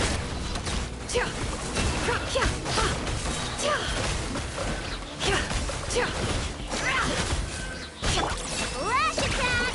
Neutralize! This'll brighten up the place! Can't hide the truth.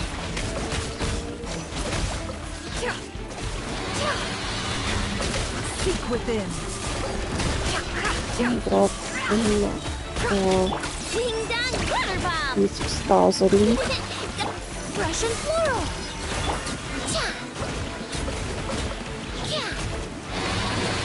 It all adds up. The deception ends here.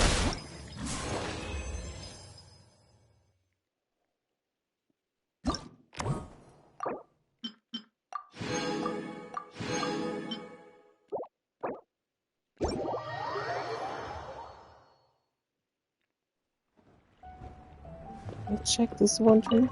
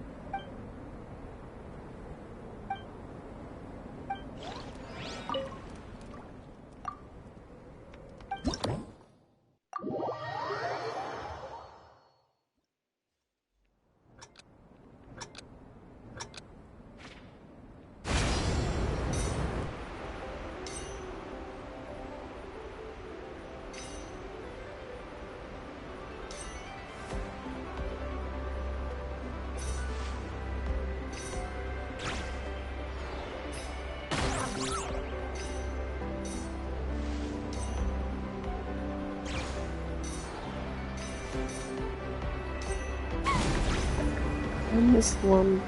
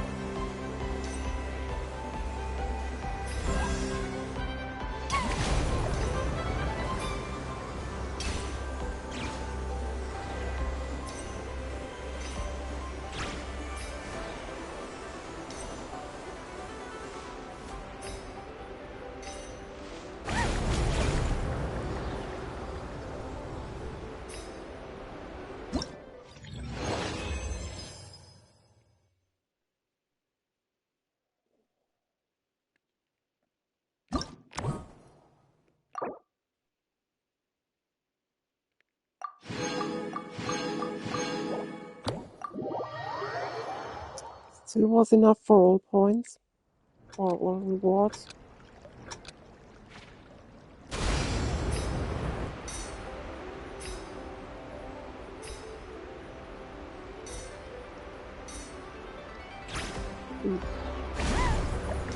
Almost missed the jump.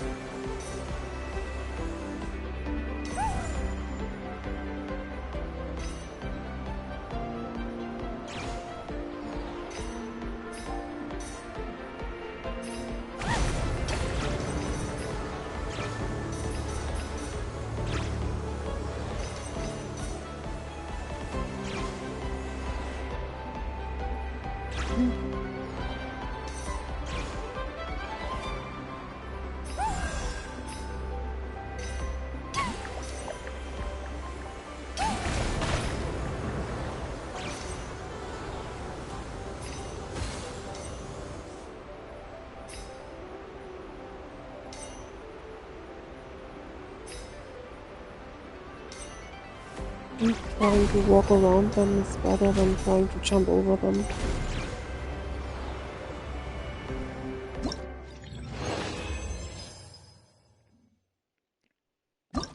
Also missed one, but that's enough for all the rewards.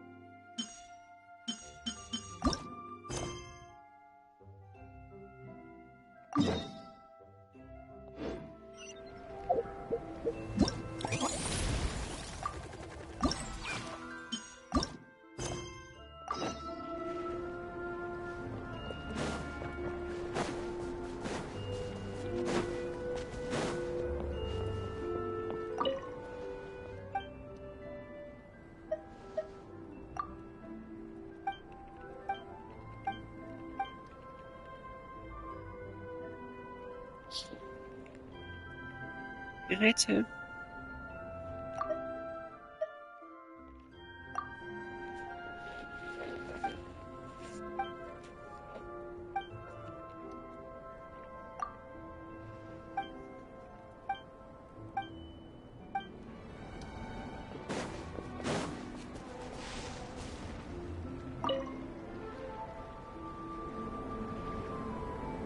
Boys. Miss Honorary Knight, you're here too! Amber told me that there's gonna be a race here and loads of other cool activities. I don't really like Clee's voice. I'm having the best time! The nice people running the stalls gave me loads and loads of gifts to take home with me. Here, have this snowman. I won it from one of the games. If you ever have some free time, we should go play it together.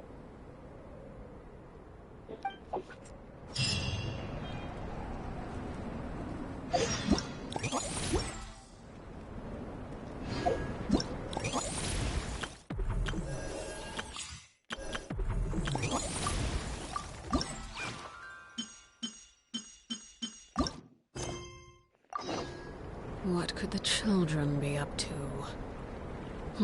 Never mind. Let them do as they please.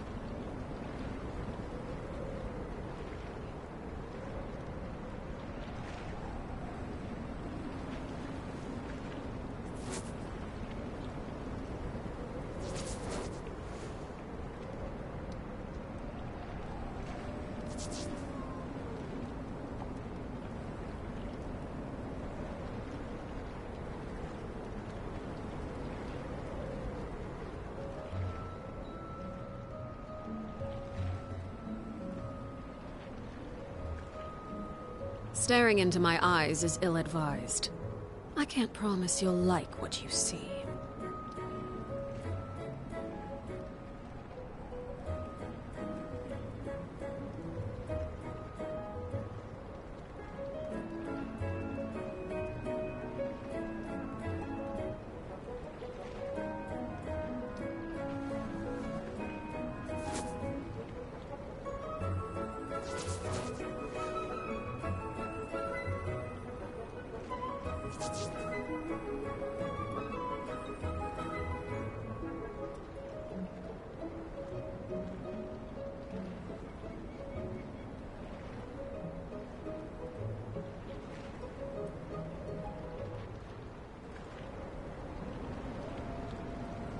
What could the children be up to?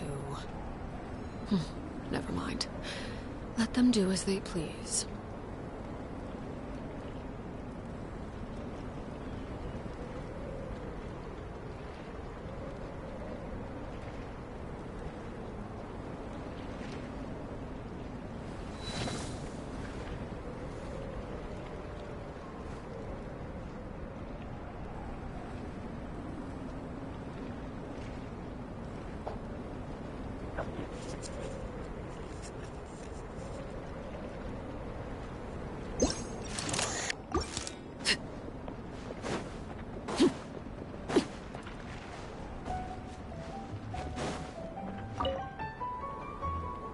Traveler! What a surprise running into you in Mondstadt!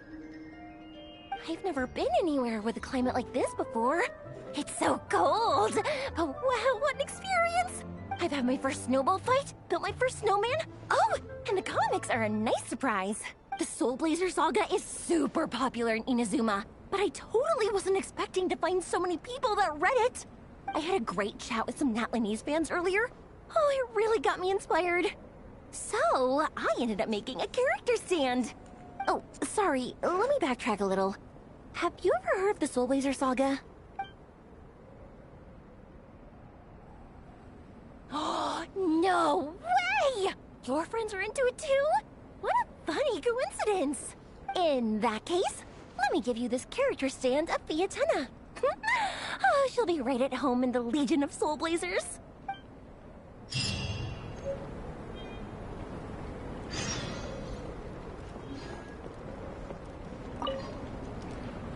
Honorary Knight! We're so lucky to have you come and test out the entertainment stalls. It really puts my mind at ease. This is actually my first time taking part in a development project, so I'm a little nervous. All I had to do was put a casing on an existing device. Oh, but there were so many design considerations, so many parameters to adjust. I don't envy Captain Albedo, having to create purpose-built devices from scratch. Oh, it must be such a difficult task. Wow, thank you. Thanks, Honorary Knight. That means a lot coming from you. I'll keep doing my best. Hopefully I'll get to the point where I can build some useful stuff for the reconnaissance company. Oh, I won a few toys in one of the games. I'd like you to have this one. I have another one the same. Now, whenever I look at it, I'll think of all the encouragement you gave me.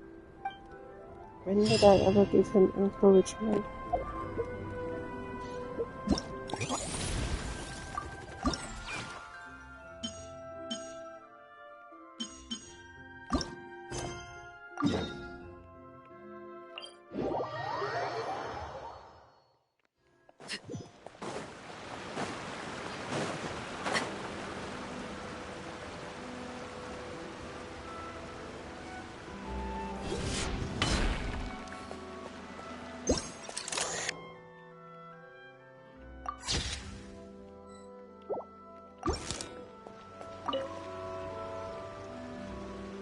Hello there, little one. What a lovely surprise. Where have your travels taken you recently? Oh, they all sound quite adorable. It must have been quite an adventure for them, coming from far and wide, crossing national boundaries to meet with kindred spirits. Ah, it's a tale filled with the romance of youth. The Soul Blazer saga seems to have quite a strong following. Maybe it's time to run another round of reprints. With such a dedicated fan base, it's only right to throw a token of gratitude their way. How about some free comic books, There's quite a large group of you. I'll need to make sure there's enough to go around. These are first edition prints. You won't find them for sale anywhere. Take good care of them now.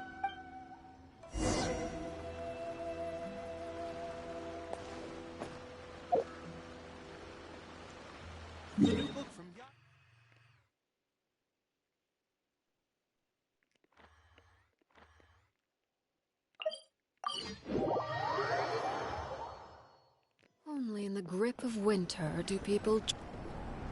Miko gave us a pretty generous stash of comics. Since the plan is to share them with the group, why don't we display them somewhere that everyone can see?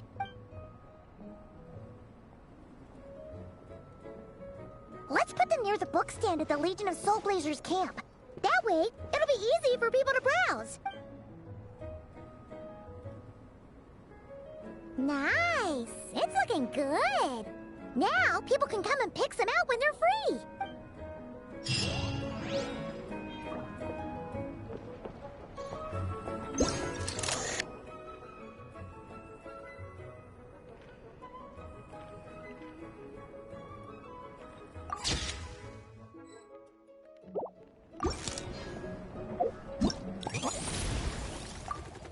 So I finished all of these.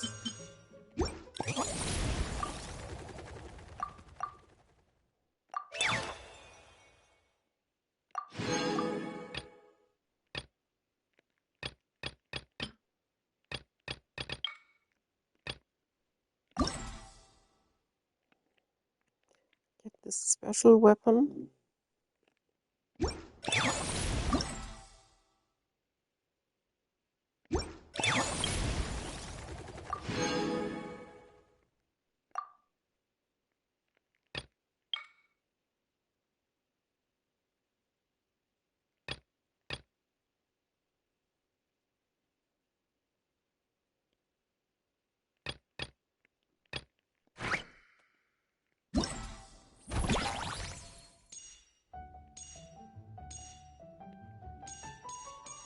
Okay, these are the 4 mini games.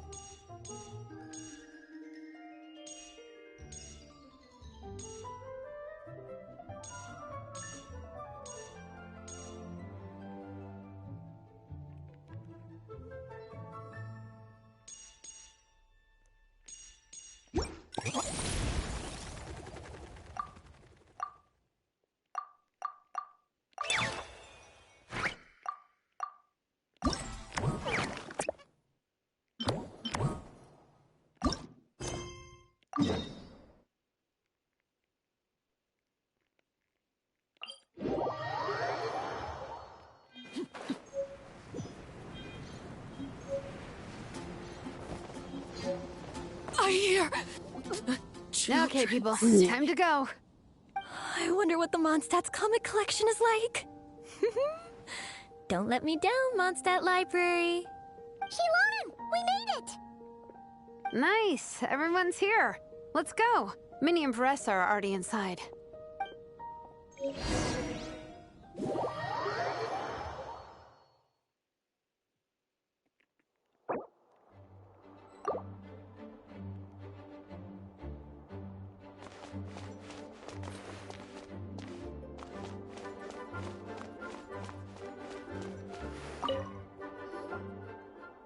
I'm surprised Miss Musk isn't here today. I always see her by the linguistics section. You guys know this place inside out, huh? Even down to the regulars. Of course. The library is my secret base. I know which books are on what shelves, who the regular customers are, even what brand of tea Lisa uses for her afternoon drink. This chair is the same one I was sitting in when I first read through the Soul Blazer saga. And anytime I want to write letters to my friends in the Legion, this is where I come. I just feel so comfortable here. Miss Lisa is really friendly. She's shared some of her snacks with me before. Wow, amazing! Snacks. What I meant to say was, this library is totally different from the one back home. It's way bigger, probably. Instead of books, we have woven scrolls. They're usually hung up high on the walls, which means the shorter kids can't always see them. But I was always tall for my age. Whenever my friends wanted to read a woven scroll, they'd come get me to read it out for them. I got so used to reading woven scrolls in a group that when I eventually got into comics, I carried on the habit. It's more fun reading them together with friends. You think so? How does that work, though? 'Cause everyone reads at a different pace, right? It works fine. The faster readers just wait for the others to catch up before turning the page. Plus, with other people around, you can read for a bit, then chat for a bit, then read some more. Funnily enough, that's actually how I got to know Shilonen. This one time, I came to her workshop planning to commission her for a job. When I arrived, I found Nepeka reading a comic book. And it turned out it was the Soul Blazer Saga! So that person is the young Chilonan? We were both pretty stoked to meet a fellow Soul Blazer fan. And I guess we were chatting so loudly that we woke Shilonen up from her nap. Oh no, it's not. She came over, intending to quiet us down. But that turned into us roping Shilonen into reading comics with us. Next thing you know, it was the middle of the night and we'd been at it for hours. Shilonen was so tired, she just laid down in between me and Nepeka and went to sleep. Ever since then, we've been the best of friends. That sounds so nice. I really want to meet Nepeka too. I hope I can visit Natland one day. We can make that happen. I'm sure Shilonen would be more than happy to introduce you. And don't forget to invite me too. It's just... Hey, don't feel down. A deal's a deal. As long as we get ranked in the contest, your parents will have to respect your wishes. So let's put all our energy into doing the best we can. We're gonna get that ranking. And you're gonna go on that trip. I'll do my best. What's the weather like in Natland? I bet it's hotter than here. What kind of a question is that? Everywhere's hotter than here.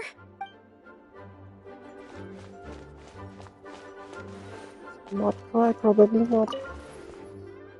They don't seem to have a dedicated section for comics and light novels here. Everything from the Yai Publishing House is grouped under children and teens. Everything is wrong with that. Would you put the Soul Blazer Saga on the same shelf as the Boar Princess? Hey, watch it. What have you got against the Boar Princess? Oh, sorry. I didn't mean it like that. To be fair, the Boar Princess is a pretty good read. I bought the whole set from the Wanwen Bookhouse. The Soul Blazer Saga Armored Assault Volume 1. Ah! The Soul Blazer spin-off! Yep.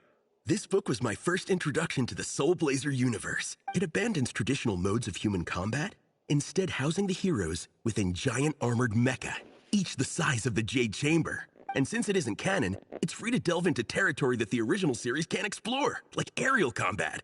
It goes pretty hard. When I discovered this as a boy, I thought it was the coolest thing ever. As soon as I saw mecha and mid-air dogfights, I was hooked. So you're big into the mecha genre, huh? I sure am. After that, I was hunting down books in the Soul Blazer series wherever I could find them. I even bought the Mecha Warrior action figures released by the Yai Publishing House. I gotta say, though, it really did a number on my savings. Those action figures are so expensive and there are so many to collect. Yep, that's how it goes. Seems like every other day there's a Soul Blazer reprint, collector's edition, spin-off series, sequel. Yeah, the thing is, the publisher knows exactly what they're doing. They keep milking their cash cow for all it's worth, because chumps like me fall for it every single time. Yep, that's how it goes. Seems like every other day there's a Soul Blazer reprint, collector's edition, spin-off series, sequel. So much to keep track of. Me too.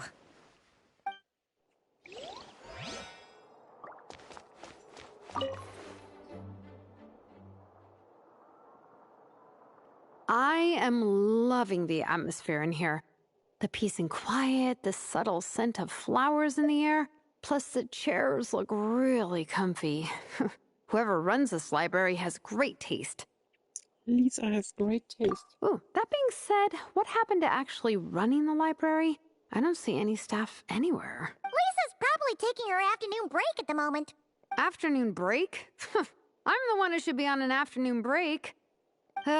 That's it. Okay, I am taking a nap. You guys go hang with Faressa.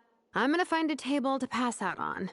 Yeah, it's just too cozy here not to. It'd be a shame to waste the opportunity. There, that table. I have been eyeing it since we got here.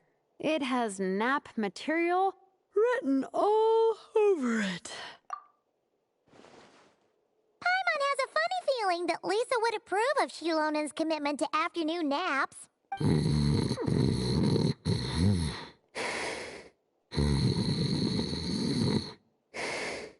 Whoa, that was fast! 1 second she's talking to us, the next she's out like a light. Happy napping, Shilonen.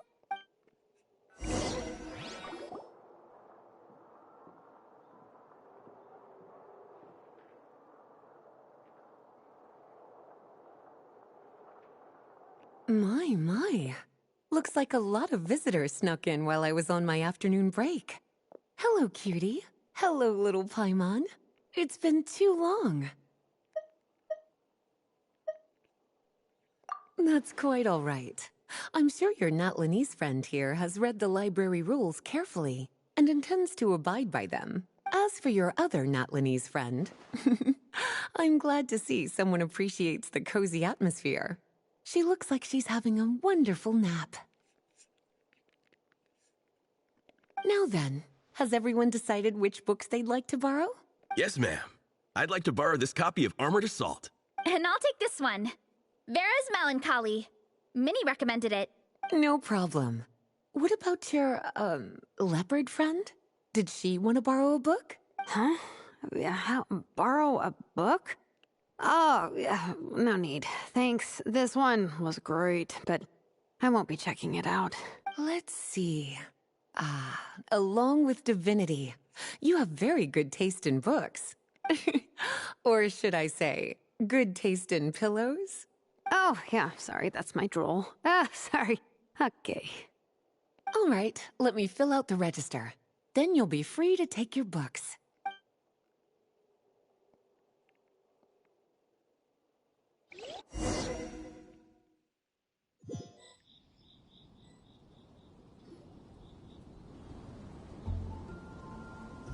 My appetite is insatiable today. Must be because of all the exercise. Yeah, I bet everyone's getting hungry by now. We did push it pretty hard this morning. Plus, the organizing committee had a load of supplies to distribute today. Stuff to keep people warm. I'm ravenous after moving all those boxes. Minnie, you're a local.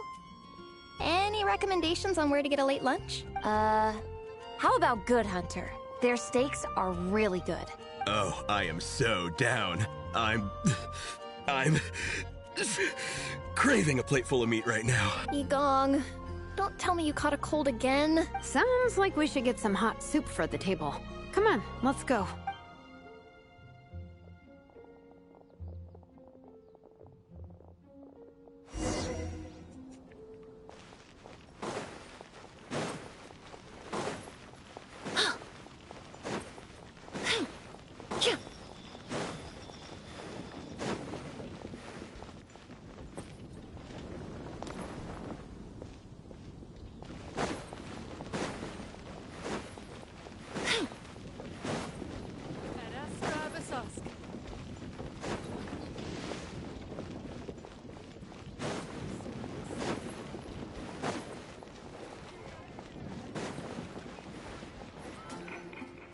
Everyone loves Good Hunter. My family eats here all the time. It's a little small, though. We'll probably have to split the group across 2 tables. Ah, bummer. Well, never mind. We've done plenty of group activities recently. It won't kill us to split up just this once. Captain's already been hypnotized by the menu. It smells so good. Meat stew? Seafood? Are you ready to order? Let's see. I guess I'll get the ball rolling. She orders everything on the menu. Let's start with 30 plates each of tea brick pancakes and flaming red bolognese, 7 bowls of calla seafood soup, and, 30 meat natos. As for appetizers, 12 apple roly-polies and 12 sauteed matsutake. Don't want to overdo it. Anyone else want to add something?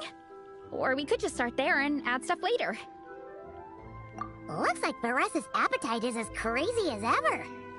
Thanks, Sarah. That'll do for now. Are you sure it's not too much?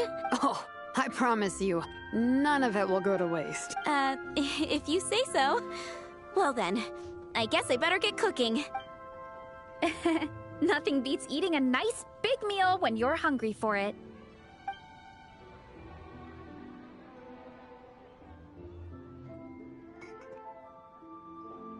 No matter how many times I witness it, the Veresa versus food show never ceases to amaze me.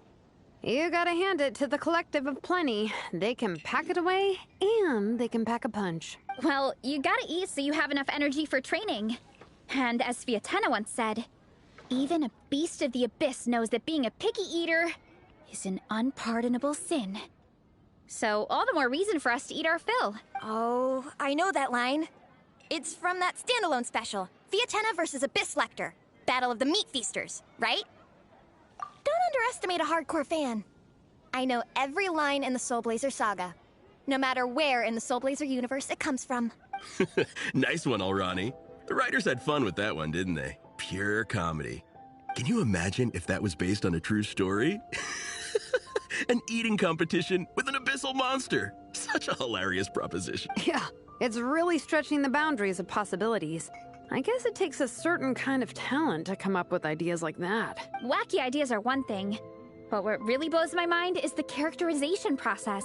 The way they take historical figures like Vietena and breathe new life into them as comic book heroes is just so impressive. Some people think I'm not enough. I have 2 words for those people. Think again. That's one of my favorite Vietena quotes of all time. That's from the Soul Blazer Saga Volume 3. Just FYI. Thanks, Alrani. Minnie, do you have a favorite Soul Blazer quote? Or a favorite plot point in general? I think for me, it's the way they portray Fietena's dream. Despite the endless numbers of monsters, and even when the Abyss seems like a never-ending threat, Vietena never gives up fighting for her dream homeland. Maybe it is impossible, but if we don't try, we'll never know. Oh, yeah. I love that line, too. Volume 3 strikes again. No matter what, Vietena always stays true to her dreams. That's why she'll always be my favorite hero. Same.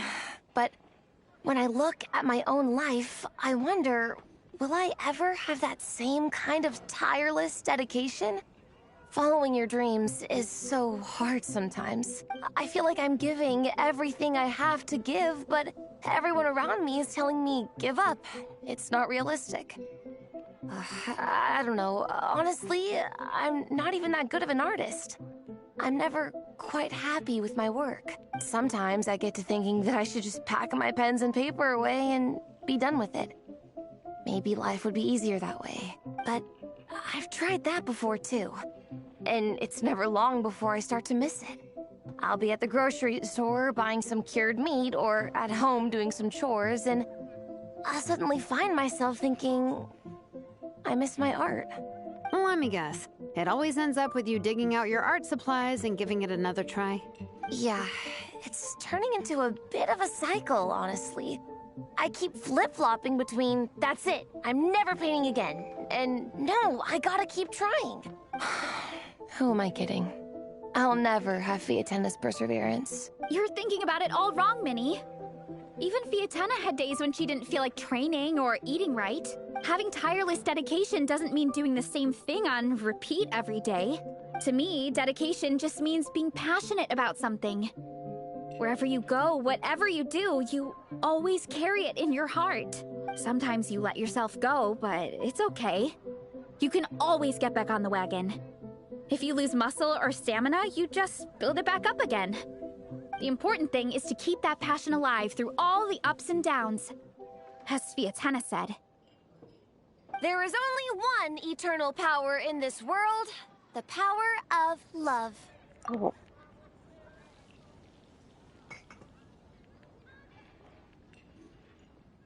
Exactly! From Volume 6, when Vietena delivers the crushing blow to her enemies. You see? The important lessons stay with you. Yeah. And they always will. Wait a sec! Beressa? When did you clear all those plates? While everyone was talking. I guess Vietena put me in the mood for a meat feast. No fair! Come on, everyone, eat! We need to catch up!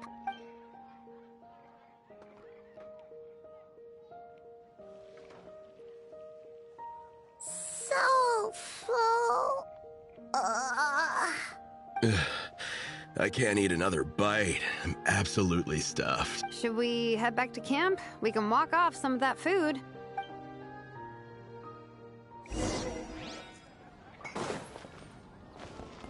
Come take a look.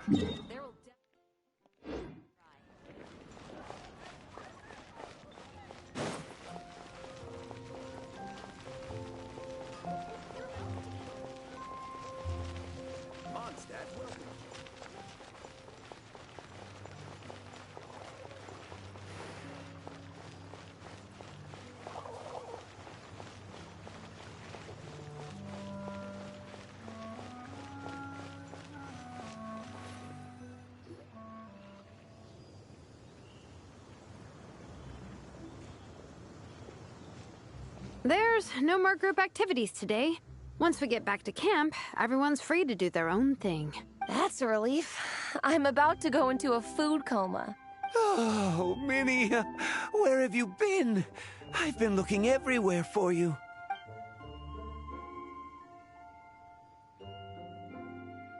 Patton? What is it? Is something wrong? What do you think? You've been gone for days and haven't checked in once. Mom and Dad are worried. I've been out training for the race with my friends all morning. We just got back and everyone was hungry, so we came to get some food. Mom and Dad should know about it, though. I told them I signed up for a cross-country contest and I'll be at Dragonspine practicing in the days leading up to it. They agreed and everything. Yeah, well, you know what they're like. They agree at first, but then several days go by without seeing you, and now they're freaking out. It's always that way. Aww. Oh! So, Patton from the tavern is your brother? Are these the friends you were telling me about? Wait, honorary knight? Hey, everyone! I'm Minnie's much older brother. When did you make friends with the honorary knight, Minnie? Whew, you kept that one quiet. Oh, well, the honorary knight just sort of showed up for the pre-race training. I never had the chance to tell you guys. Thanks for taking care of Minnie, everyone. I hope she hasn't been too much trouble. Don't be silly. Minnie's our good friend. We've been hanging out, training together. It's been super fun. Good. Glad to hear it. Okay, well, Mom and Dad said to tell you they miss you and they hope you come home soon. It's great that you've got a hobby you're so passionate about. But don't let it take up all your time, okay?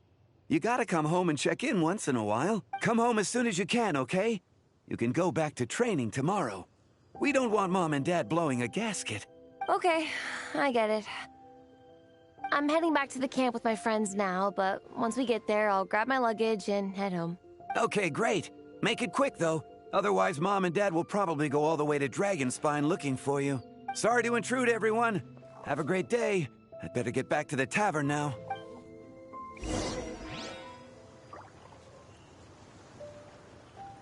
Enough Genshin for now. Time for lunch.